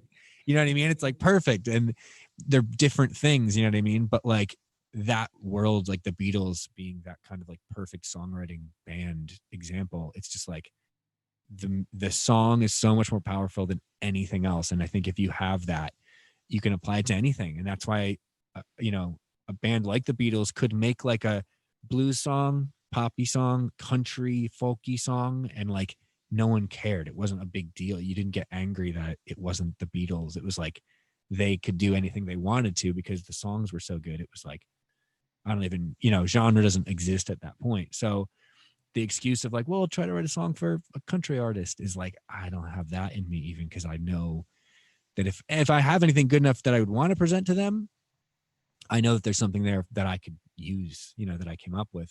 And I wouldn't want to give them something shitty, and be like, all of this is terrible. Here you go. Like, I mean, I guess I could try to do that, but it's like, I would feel bad at that point and I would go crazy and be so bored writing it. You know what I mean? Cause like that, I don't know. So I don't know. It's and you're able to realize it, right? From like, you're yeah, able to take the song, because there are some people who can't sing like you, they can't play guitar like you, they can't necessarily maybe even produce like you, but mhm, like they're still able to like take what somebody says, right? Because there's always like, I mean, in just knowing that there's going to be somebody out there that could like say that thing that you're feeling just a little bit more than you, or maybe exactly how you feel, but you're yeah, like, that's exactly how I feel. I feel like that's a lot of our like favorite songs, whether it's like the like feel good thing or like getting deep into feelings kind of stuff, like, yeah, whether you're yeah, listening to Wolves, what is it, part 3 or whatever, at like Live at Glastonbury by yeah, Boney Bear, where they're just like, what might have been lost, and just hanging on that note for like yeah, ever.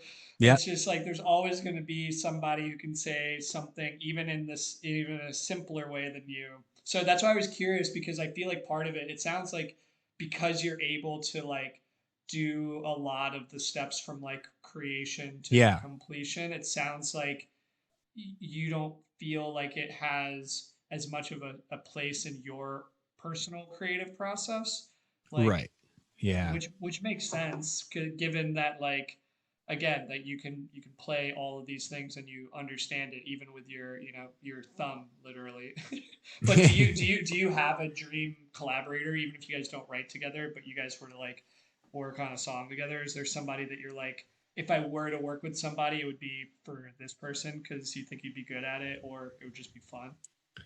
yeah. I mean, I would love to. I would always, in like a dream world, like anything in the world of um, like a Tom York, Nigel Godrich kind of thing, where it's like, like I don't know. It's tough to say though, because I would think Tom York, but maybe if I was in a room with Tom York working on something, it would be crazy weird and not work, because it's like that's exactly why it wouldn't work. It's like I've already watched him so closely and taken so much from him already that it would almost cancel out or something in a way. Like it would be too much of the same, not that I was close to as good, but like the same like vibe. Like I would be like, oh, okay, this just confirms all the things that I already knew and loved about your music, but so maybe, honestly, I think it'd be cool to work with someone like, you know, Childish Gambino, Tyler the Creator. That world I think is so cool because they're like the pioneers of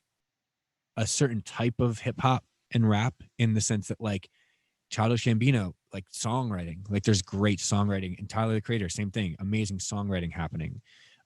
So like that combination with like, hey, I have this song on a guitar. What do you Yeah. think?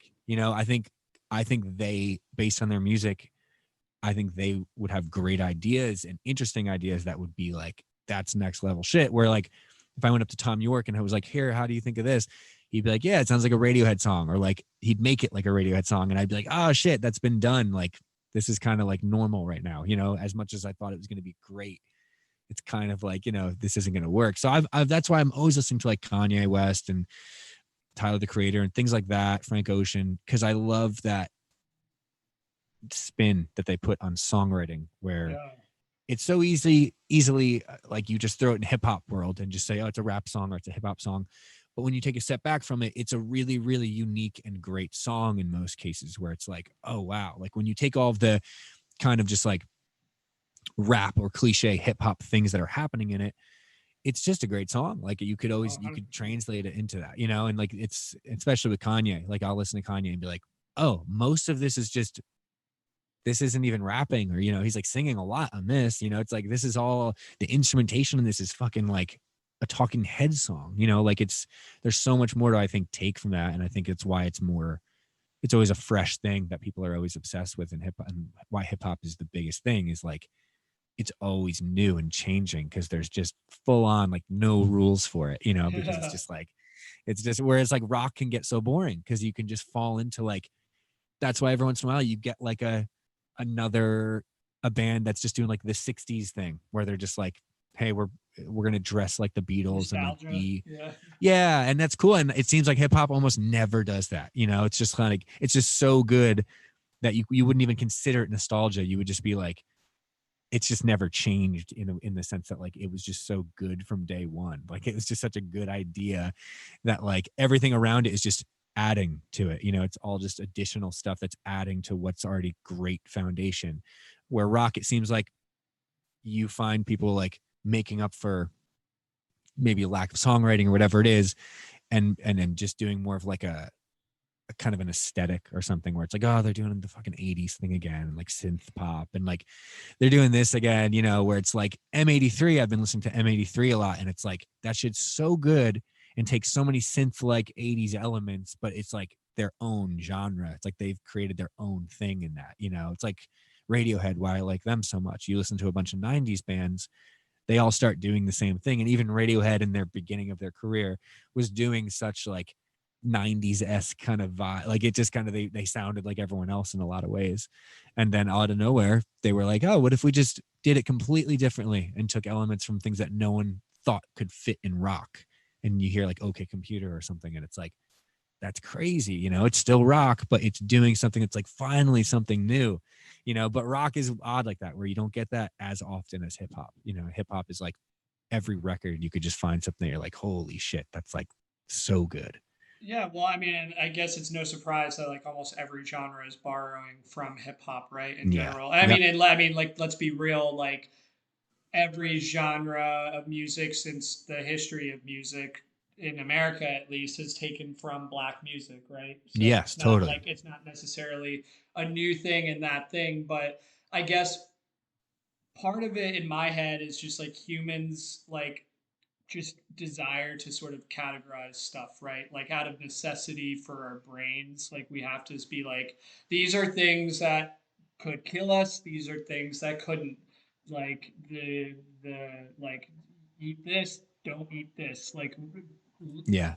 this is what my parents listened to. This is what I listen to. And it's like you start out like going with your parents, at least probably what same as me and you. We would probably follow our mom or dad to like wherever what section of music they would go to in FYE. They wouldn't probably go like down every single section. They just went to like they looked for a thing and they went for that. Yeah. And now kids don't have that. Like they're not walking into an FYE. They're just going on to Spotify and it's a vibe. It's a thing. So I feel like that caters to this like genreless thing. And so I'm curious as somebody like you that is, you know, doing what would, you know, more traditionally be called, I guess, alternative music, alternative rock Yeah. music, like borrows from so many different places. Like I hear influences, whether it was Beck or whoever influenced Beck, or I hear some of the hip hop influences in what you're doing. I like Yeah. in Just a Cow V2, I hear Coldplay Magic and like a Right. lot Yeah. of this like simplicity that is in there. I guess in a genreless world, it's going to be interesting to like, you know, somebody just brought up like, would you consider 100 Gex rock? Like, I would say they have that attitude, but I would also say like the biggest rock stars in the world right now are rappers. Like, Yeah. Totally. like Totally. 100%. Like, in the right. Like, traditional, like what we know of rock stars. yeah. I think like rap is so like yeah, when Kanye said that shit, we're like, rap's the new rock and roll. It's like all that means, all rock and roll ever meant was just like not really giving a shit and fully doing whatever you want and being incredibly artistic while you're doing it. You know what I mean? And constantly innovating and it's just this common thread of just like great songwriting and this attitude that's just like I'm me and that's what you're going to get and I'm not doing this for you. Where with so much music it feels like oh, you're doing, maybe they love playing music, and they're doing it for them, but there's some element of it that is not, it's just like they're catering to something, they're thinking about what It's they're to doing. the culture. It's to like the Yeah, that collective experience that you're yeah, going through. exactly. And it's just like, when you listen to rap, and the reason I think it's so big is because, like, that's the thing. It's like you could cancel. It would be so easy to cancel. I don't know who plays rock. I don't even know who plays fucking rock music anymore. Like someone big who plays rock. Like it would be so much easier to cancel Ed Sheeran, right? Than it would be to cancel like Travis Scott. And it's because like Travis Scott has set it up in a way where he's fucking such like a menace and like can do anything and just like goes wild. And he's like, this, I'm just going to be me unapologetically. That like, if you were to do something, people aren't quite as sensitive to it as the like, okay, well, over here, I kind of marketed it, set it as in a way that's more so like, all right, I'm gonna like play you nice songs. And like if you were to do something that was slightly kind of like uh politically incorrect, people would go insane and be like, what the fuck? Like, holy shit, you're not allowed to do that or whatever. And then I think people feel that, and that's what like kind of takes away from their art too, is you feel them kind of scared to go out on that limb and go for something, because it's like, no, they like you because you're doing it here in the lines here, and it works great, and you like that it works and it's comfy, but like you're gonna get something really great if you push it and change a little and for something new. You know what I mean? It's just like you don't see a lot of that though. You just see people kind of like, all you have to do is write a hit song. If you write a hit song and a bunch of people listen to it or whatever, and you get on, Jimmy Fallon or whatever, it's like, oh, you're doing great. You made it. You're killing it. But it's like you don't see a ton of like incredible art coming from that. You know what I mean? It's just very kind of like safe and in the rock world. I think that's why rock kind of, when people say rock's dead all the time and it just goes in and out, I think that's why. It's because it's just like there's very few moments of that like, I'm gonna go for it. Like Idols, one of my like favorite bands right now, is so good because you just feel like you're watching them and they're here for you to, they're not here for you. They're just there doing their thing. And you're just kind of like watching, and you're lucky to be part of it. You don't feel like that when you watch a lot of other rock bands or something, because it seems more like, I don't know. There's just something about it. There's just like we're missing that kind of like rock and roll attitude. Yeah. And that's what I think Kanye was saying when he's like, rap's the new rock and roll. It's like all of that attitude somehow just went right into rap and hip hop. And it's interesting that you would say that too, because they're like, and I don't know how you feel about this, but I'm a massive like 1975 fan, and Yeah. because I think that is a band that does take a lot of risk, and For like sure. in a world of, to your point, few great examples. I think they're a great one. Like fucking in a car, shooting heroin, saying Yeah. controversial things just for the hell of it is like the most like self aware like lyric I feel like I've heard Yeah. in a decade, and Yep. to come from that, from a band, and then later reference that song like I never fucked in a car, like I was just, it's just this whole wild, I don't know, I feel like there are examples of it, but there's more to be found of that in hip Yeah. hop right now. So um Yeah. I we're coming up to the end of the stream because I don't want to take up yours or anybody who's watching's entire night, but this has been super super fun for me. I didn't want to let you go without talking. We're going to have to talk about TikTok a little bit. Yeah. Um, because one, are you always just in your kitchen? And two, because my favorite thing is like when you the things you do when you're snacking at 2 a.m. I think I started out our sound check with Yeah. you Yeah. doing Yeah. the punting kit That's thing. awesome. But Yeah. I was just curious, like, was TikTok always part of this like new plan of yours, or like when did that come into play? Yeah. I don't know. I was like the TikTok, I had the TikTok account when we were the band still, because it was like, everyone's doing this thing. Let me, just like every other thing has ever started. It was like, let me see what this is. And then like, I didn't really want to upload things. Like my brain didn't work that way. My brain doesn't work that way with like most things on social media. Like I truly have no clue why anyone would ever want to have social media that didn't play music. Like it kind of, for some reason, I've always just been like, why would you, like, I wouldn't have social media if I didn't have to like promote music or be a band guy or artist, where it's like, I have to do this thing. You wouldn't post pictures of your food? No, I've never posted pictures of my food. I don't understand the concept of, I've never liked a photo really before. Like I just don't, I look at I photos. thought you were all thumbs, bro. Do you just? I'm thumbs, but I just don't do the tap. I just do the swipe.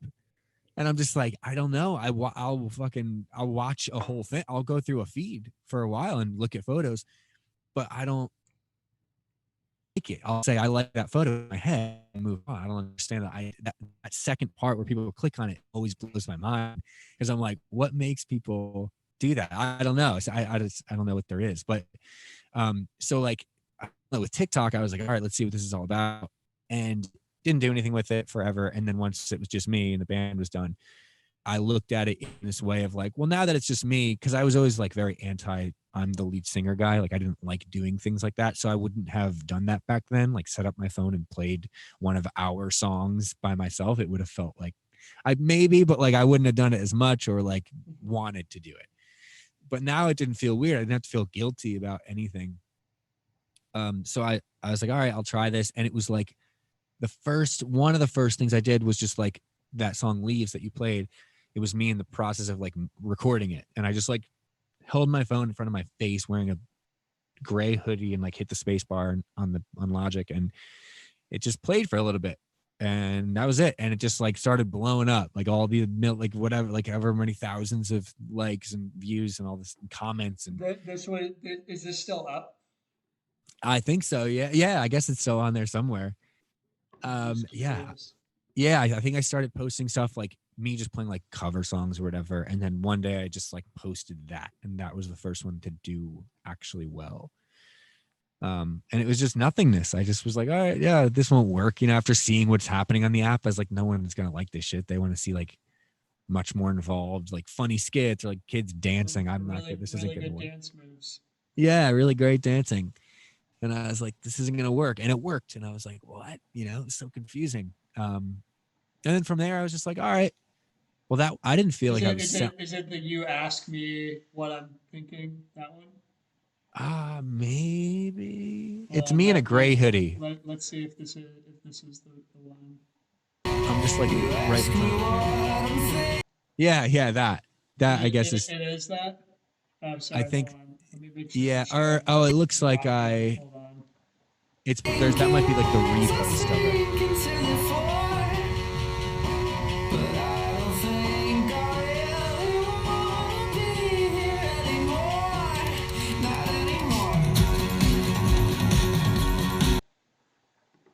Yeah, like I didn't even sing. I didn't do anything. It's not like direct audio. My phone was just near my speakers. Like it wasn't actually like I wasn't really doing anything. Yeah, the first thing I posted actually was at the bottom there, and it actually did really well. Like literally the first thing, my girlfriend sent me a video of some. If she can't clap without her hands, then I don't want that bitch. I feel like Gordon Ramsay, how I feel. Oh my god, what's happening Crazy. there? Your girlfriend sent you that? Yeah, my girlfriend, we were looking for parking or something, and she like this woman was outside the Stone Pony going insane. So right behind her is the Stone Pony in Asbury Park, and we were looking for parking at our own house, like because we don't have a driveway in Asbury, and it was just like these were the people coming into town in the summers, like just chaos. And this guy was just ripping this girl out, and that one actually got like 1 million views or something. It was the first thing I ever posted. I was like, oh, that's hilarious. This app makes no sense. And then the second video I posted didn't do bad either. It was me and John in our house in Asbury when they were showing the house. And we would just, it took the audio. Yeah, they took the audio down, but we were just going nuts, like screaming and like, just like losing our fucking minds. Like it was just ridiculous. Is that you with, no, what the? That's me on the bike. Oh, okay. I was like, what is going on? And then, I can't tell what's happening. Yeah, no, it's insane. So, and then he's just like, This is stupid as shit. I was just gonna ask you. So then, like, when did you just start doing like this thing, where it's just like, Why you go there another trick? I think always to tell you I'm fine. More vodka soda and you'll never even know that I'm lying. what made you go to doing that? And actually, real quick, the claw, what is up? It's I'm gonna have to follow you if we knew each other in high school. That's crazy. Now we're both streaming, but um, just again talking about like just remembering things. Like, do you remember Yeah. what made you be like, yeah, I'm gonna start doing videos in my kitchen? Because I feel like that started becoming kind of a theme, at least of like Yeah. how I got to know you.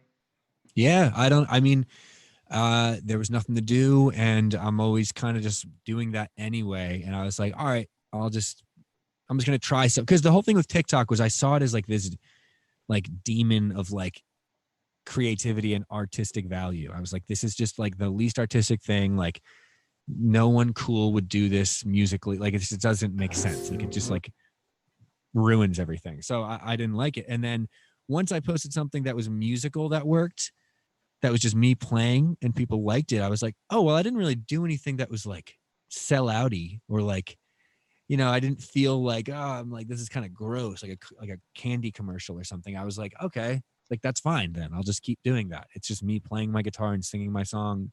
Have a great day. So people connect to that. That's like going and playing a show on tour. It's the same thing in the sense of like, here's me doing my thing. Oh, you like it or you don't? Great. So then I got really into it in that way where I was like, all right, I'm just going to keep it really simple, have fun doing it. And it's, as long as it's something that I like, that I feel good about, I'm just going to roll with that, and yeah, people liking it was just like, wow. And I was getting more out of this than I was going on tour, like going on tour for a month, losing money, losing your mind, spending time away from home, spending time away from doing actually constructive things. Because touring is great, but touring really only does something if you have a lot of people coming to see you, because that means you're making money and you're also reaching new people and growing, where it's like when you're showing up to the venue and you're playing for 15 people, there's like the thing of like, man, I don't care if there's one person or a million people here. This is great. But then there's fucking one person here. This is insane. Like we can't, this doesn't make sense, And that's like, and when I took that video on my phone of me just listening to a demo I made and people liked it, thousands of people commenting or whatever, I was like, what the hell have I been doing? Like, I just took this on my phone for free in my basement in a hoodie, doing nothing. Like, I didn't do anything. I typed out the lyrics, I think, and it was like, oh, and I just saw it as like, this makes sense, if you use it in a way that isn't so cheesy. Cause so much of the app is just like gross, kind of like commercially stuff. Like the way people, carry themselves is just very like, look at me. And it was like, I just didn't think it was possible to do anything with music on it. So I was like, original music. I was like, who's going to listen to an original song that isn't even out, because that's the next thing. It's like people start being like, put it on fucking Spotify, like that was the next thing that I was like, oh shit, I didn't know that was a thing, that people can just like yell at you in the comments for like, put this shit on fucking Spotify. It's just like, and I will say, I still do really, really not like TikTok. And I think it's really fucking awful for people's brains. Like, I think it's so bad to sit and have this thing that you can just scroll through and see a car crash, attractive person, funny skit in 2 seconds. Like, you can kind of just rip through it and see all these things. And I'm like, that can't be good for your brain. That's definitely wrong, And like comment sections, like if I started reading any of the comments, like even if they were all great, even if people were like, this is great, oh, put this on Spotify, all this shit. After a while, I was just like, it diminishes the whole value of human contact, like right there. And I was just like, oh, I'm reading these comments, and every once in a while there'd be one dude who said something super like, fuck this sucks, and it's like, ah, shit, like it's just not a natural way to actually do things. So now I do it in much more in a way. It's like, I'll post something and just be like, cool. Like, I just go out in the world. Oh, it's doing well. Great. Let's move on to the next thing. Like, I don't want to, like, people call me like a content creator. Yeah, people call me like a creator. Like, you're my favorite content creator. I'm like, fuck you. I'm a goddamn musician or artist. Just don't call me a content creator. Yeah. It's just the weirdest thing ever. It's just the that just doesn't make, and I'm just like, oh, I gotta say, hey, thanks, but it's just, and that's one of the things I feared of it, is like it is just this not very artistic thing. We're as far away right now from like Pink Floyd playing in like Pompeii, and like like with no shirt on in like the middle of just like with, it's just like we're very far away from like the mystery of it all. You know what I mean? There's really no mystery, and but sadly you can't really have the mystery until you reach a certain point. Like once you hit a point where people are paying to come see you, there's thousands of people showing up at those shows, all that shit's going on, then you can kind of step back and be like, all right, I can kind of like make my own rules here and kind of do things the way I actually want to do them, where like for now I'm doing them the way I want to do them, but it's like, if I don't, like right now, like my phone's right here, I could make a video right now of me playing a song, and that could do something for me, that could help grow my career somehow. And it's like that concept in your head, like when I know that, it's a very weird feeling to always be like, damn, I should take a video right now. Like it's just such a strange thing. But like, like I said, it still beats, not beats, but like it still makes way more sense than getting in a van and driving for a month and losing money most likely, um, and playing for a small amount of people, some people who have seen you before. So what's the point of like, you're not growing anything there? It's like it's kind of, that model just seems to, for a rock and roll band to do that, whatever. It's like, so like I would tell bands, don't tour, but like you can do something else. Just do something creative that gets your music out there, so that when you do go on tour, it makes sense. You know what I mean? Because that's what touring used to be. It used to be like, your record sold, we're going to put you on a tour. Like people want to come see you now, and it's like, now you just go on tour and it feels cool. And it's like, no, you're just like pretending. It's like dressing up for Halloween. It's like, you're not actually necessarily like achieving much. It's just kind of like you're physically progressing across the country, and it feels really good because it's like you're playing music and people are meeting you, and it's great. But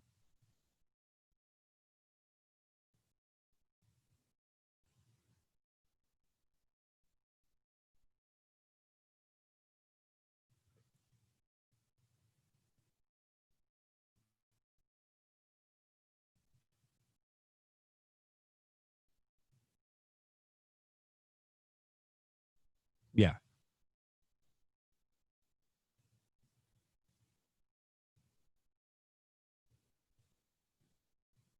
yeah, right.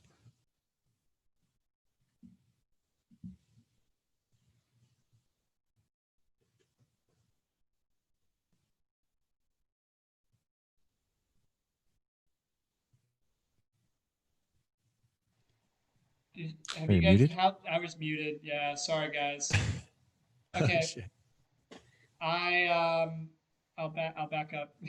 At least they can hear each other. Yeah, we can hear each other this time. Oh, by the way, I forgot to say what's up to the dumb stuff.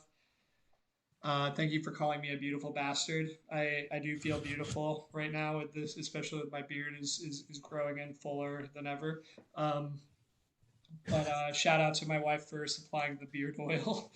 Um, but what I was going to say was, or what I was saying that you guys could not hear me say, is that in a world during the pandemic, like where you can't like meet up in person, and what Joe was saying about touring can kind of trick you into thinking that you're making a lot more progress than maybe you might actually be making, and also could be an excuse to not do things like social media and stuff like that. The pandemic showed us like how important that digital Yeah, space is, and not only standing out like, because there's a couple of different ways you can stand out, right? Either the thing has to be really great, or it could have this kind of shock value that like keeps you from scrolling on to the next yeah, thing like we talked about. So I guess for you, like what is some advice that you would give, because clearly it's helped your music and you get to a lot of people, so you see the value in it, but you also see the dangers in it. What do you say to the totally. creators that are on this or that are going to be watching this, um, about like their hesitation? Because a lot of people that I hear, they're not on it because it's lame or because It's Yeah. not true to their art or any of these things. Meanwhile, you're on it, you're succeeding, and then I don't feel like I'm hearing any compromise in your work. I hear it only getting better and evolving. So what do you say to people who seem to who might share similar feelings to you? Because I feel like you could relate Yeah. to them. Yeah. No, I think the first thing is that it's great that you feel like that. If you think, if you're like hesitant about it, I think that means like, oh, cool, you're an artist and you are hesitant the same way you are when you're creating your art. No matter what type of art that is, you make decisions as you do it based on the feeling that you have. I like this, I don't like this, I want to be seen as this, I don't want to be seen as that. um so TikTok, the way it helped me, I looked at it like, oh shit, it's the same thing. It just, it's really, there's all these other people on it that might, it's like, it's very there's all these other people on it and other influences on it coming in at you, and you see it like, oh, I don't want to do that. But it's like, no, that's the same, that's always been there. There's always been someone making music maybe in a way that you always thought was like, that's not cool, or that's not, I don't like that way of doing things. But so you went and did your thing, right? So like with TikTok, I'm like, all right, it's the same thing. I see someone doing something on there and I don't like how they're doing it, so I could say that's lame and walk away. um and not do anything, right? But it's like, that's kind of like, what's the point? You might as well, why not try to do it your way and make it not lame at all? You know what I mean? Because if you believe in yourself and you're the one doing it, at what point does it become uncool? You know what I mean? Um, and then like the idea that it feels okay to post something on Instagram and TikTok's weird, just kind of, it's one of those dumb things where it's like, it's not the same thing. Like, to feel like TikTok just has this thing around it that's like, it's silly and kind of like for kids and things like that, which I totally get. It is pretty wild. But like, it's like, it's the same thing as internet. You're just getting something out there in some way, and once you do it, it's almost better than Instagram because you don't have to work as hard, I don't think, in the sense that like, all you have to do is post a video. You post a video and everything else just happens for you from there. You can have 0 followers and it can reach millions of people. Where on Instagram, there's a certain point where I feel like when I post something on Instagram, the same people comment on it that I always do. The same people see it that I always do, because that's those are the followers that see it. You know what I mean? Why would anyone else really?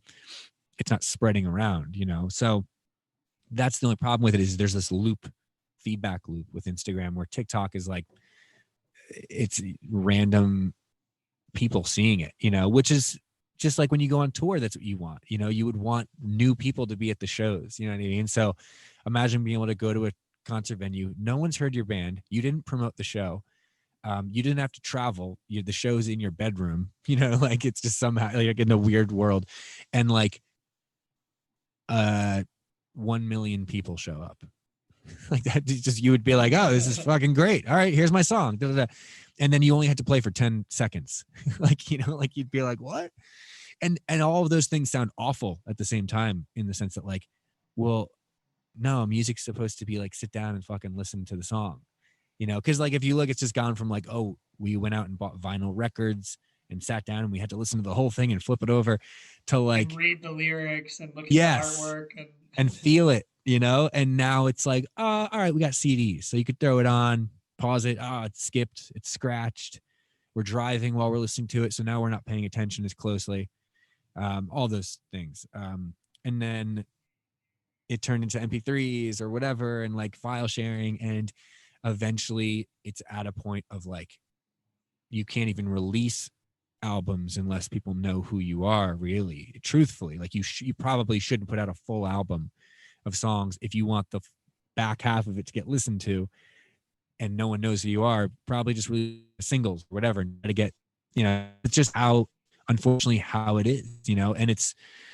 really easy, especially for me, to always just like want to go, oh man, like fucking Nirvana never had to do anything like that. Like, Kurt Cobain never had to write a caption that was clever on his phone, you know what I mean, or whatever. But it's like, well, no, but they had MTV, and MTV at the time people saw as like, this is fucking bullshit. And now we look at MTV as like, this is MTV right now would be like the coolest thing ever. If a music video came on your TV and it was like a band playing in a gymnasium, you'd be like, that's the sickest thing ever. You know, like that's like But they were but not considered sellouts for it. right. Everyone was like, that's the lamest thing ever. And it's like our and there's something to be said for, there is a standard that definitely, you know, like Janis Joplin doesn't roll around as much. You don't see her around as much, as far as like, there's not a ton of those kinds of like greats or Jimi Hendrixes.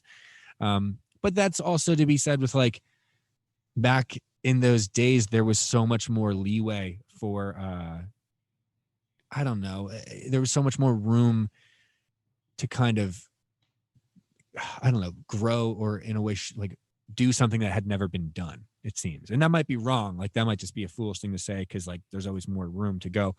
But like the invention of the electric guitar is like, I'm talking about inventions right now. You know what I mean? Yeah, Where yeah. now it's like the new invention is TikTok, like the new electric guitar that is in everyone's bedroom now, and everyone's begging their parents to go out and buy so they can learn, is downloading a stupid app on your phone that like can allow you to come up with your own thing, you know? So it's like, I used to see all that stuff as a funnel that took things and made them all go to the same stream. So how can everything's now the same flavor, and like, this isn't going to be cool.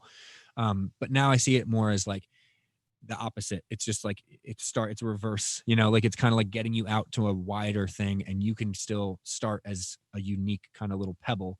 And that's what people will see. They're just the ones who grow it. And you just got to like stay true to that. Like a Nirvana, where it's like, as long as like you stay true to that thing, you can go on MTV, you can go on TikTok, or do whatever the hell you want. And it's like, you're still you, and no one can take that away from you. The problem you see is, I think, when people go on TikTok or whatever, and it looks like they're now trying, they're catering, they like writing a song. It's like when you write a song, and once you figure out why it's good, you ruin it. And I chase it away.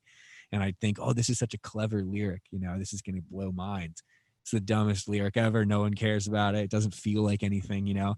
And the good ones are the ones that I don't think are that good, or I didn't put much thought into. And I noticed that even with making literal TikToks, where I was like, when I sat and tried to make the video good, like I was like, oh, I'm going to like edit videos in Premiere and make them look good, and like record the audio in Logic and put a compressor on it so it sounds really good. And like, that's cool. Those videos never do well.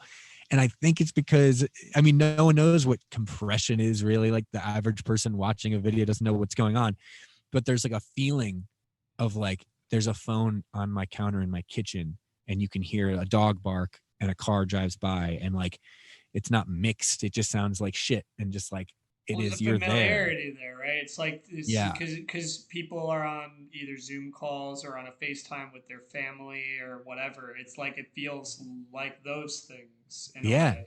So Yeah. in a weird way, that sound becomes synonymous with personal. Totally. And I think that that's interesting, because a lot of people, again, like, take for granted the weight that production and sound design and all of those things, like, is what you just said right there, is like literally like why I feel like people subconsciously or consciously like are aware of like, oh, that feels honest and real because I just talked to my mom that way, you know, Yeah. or whatever. Yeah. It's like any number of things. Like, I don't know. I find it super interesting, man. And like, I love that.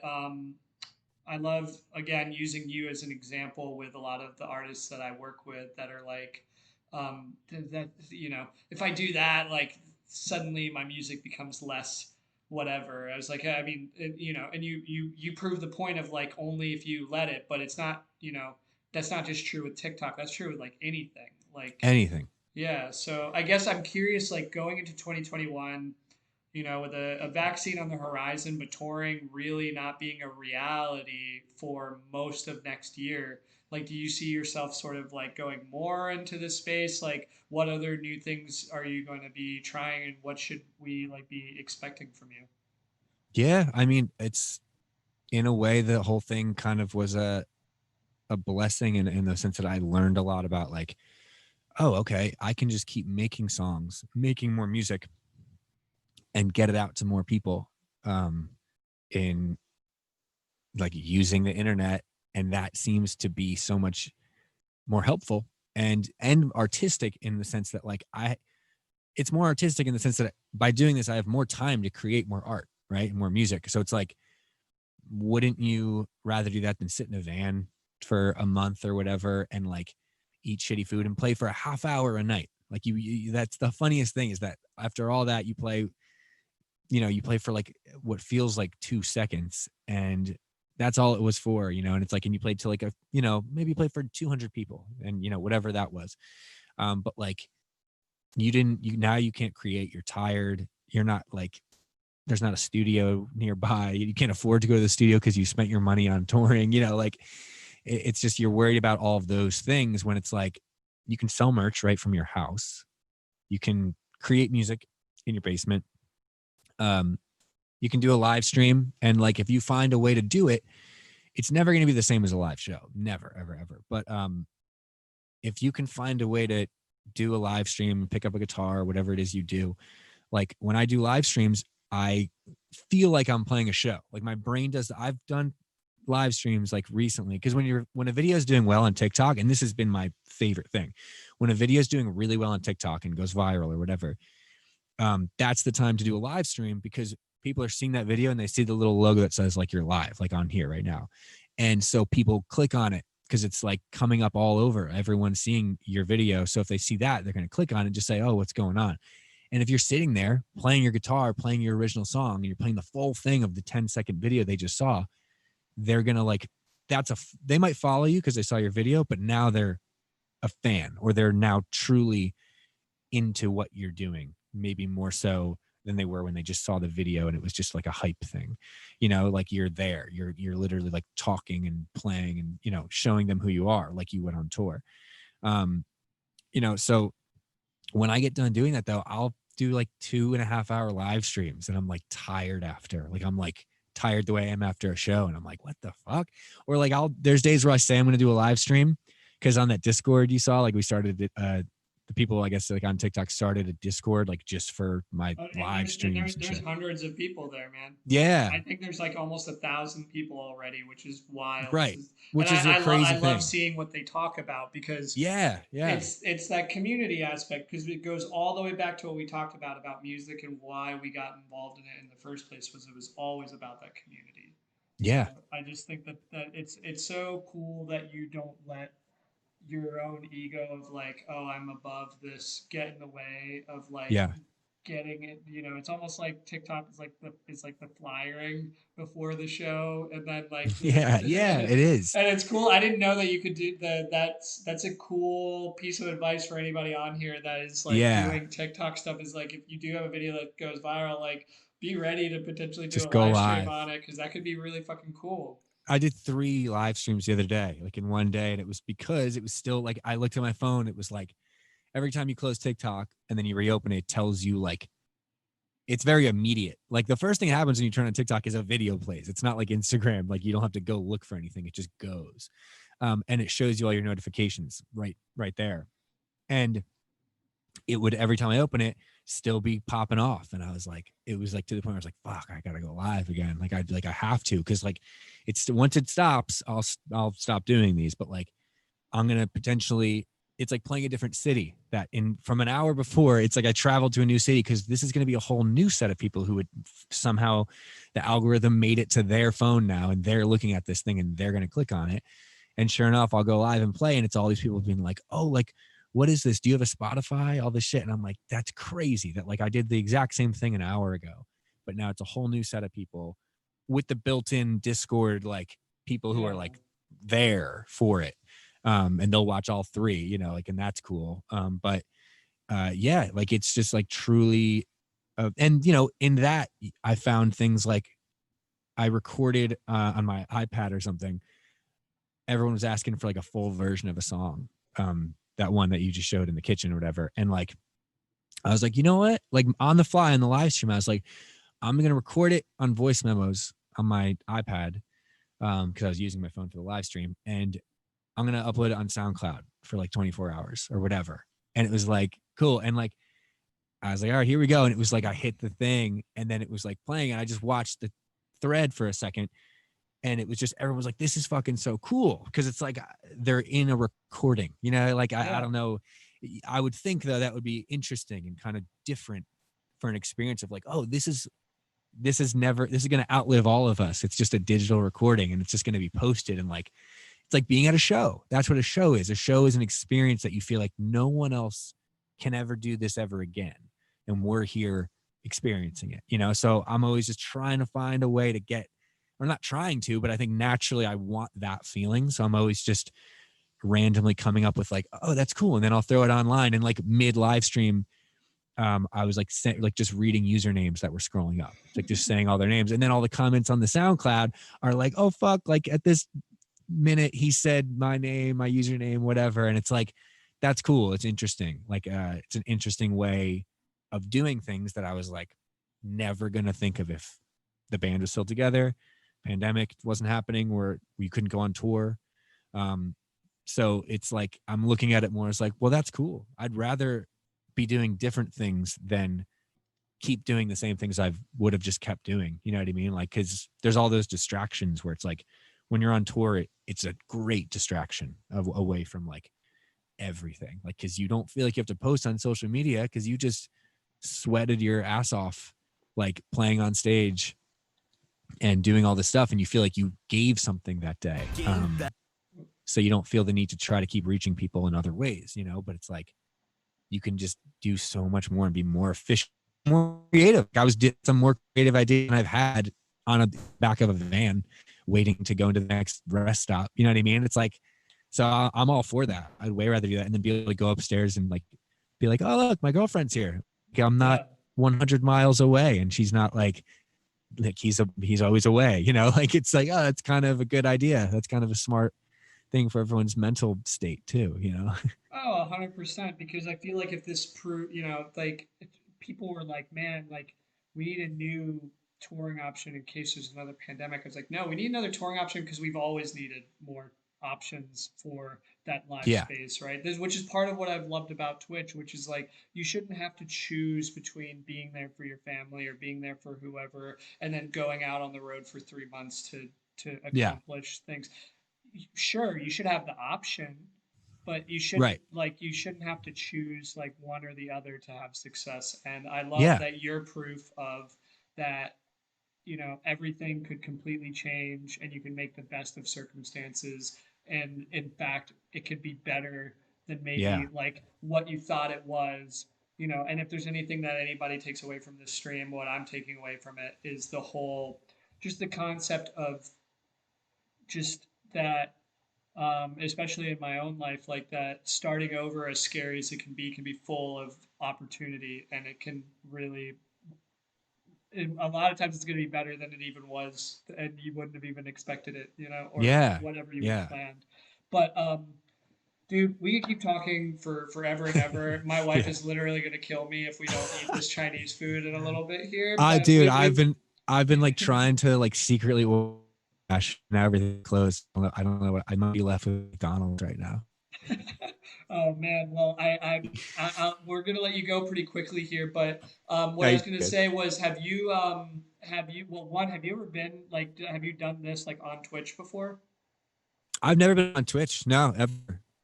Dude, I personally think you would crush it, especially with how tight Discord and Twitch are. And in fact, I think Fading had mentioned that you should totally do one at some point. But in any case, there's a culture of rating where we, like, right now, all of the viewers who are currently here, which there are 10 live viewers right now that I can see. It's possible that it's different. Um, we go and essentially like raid another channel where we, all of everybody who's watching this will go and watch another channel. So Oh, no way. we like to try to go and surprise and support another music channel. There's actually somebody who's on right now, that goes by Wolf Mother, that which is also a great band.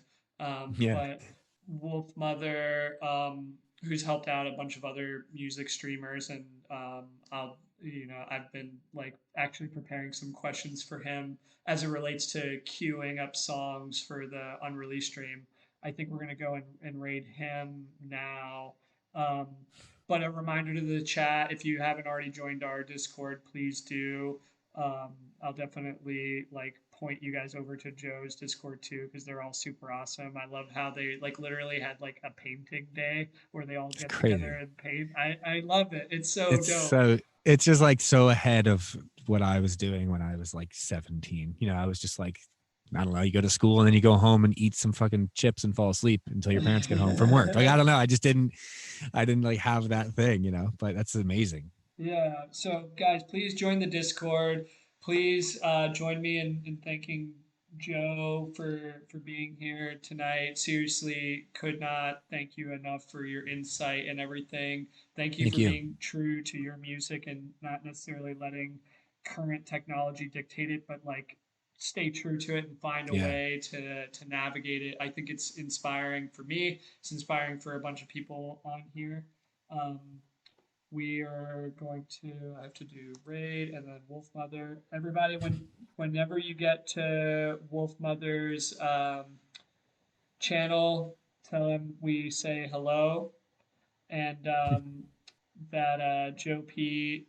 Tell him to go listen to Joe P's leaves whenever you get into the chat. So you're gonna see it's gonna shoot you over there, Joe. But again, thank you so That's much. cool. Thank you so much, man, for being on. For Yeah, sure. I appreciate you. Thank you, man. It's loading everybody up. We got 4 so far out of the. We got. It looks like we're about to have everybody that's in the room be ready to raid. All right, guys, have a great night, Joe. Thank you, sir. Stay happy and healthy. You too, man. I'll You see too. you out there soon. All right, man. Enjoy your Chinese. Dude, thanks. I appreciate you. I'll see you later, man. I'll see you.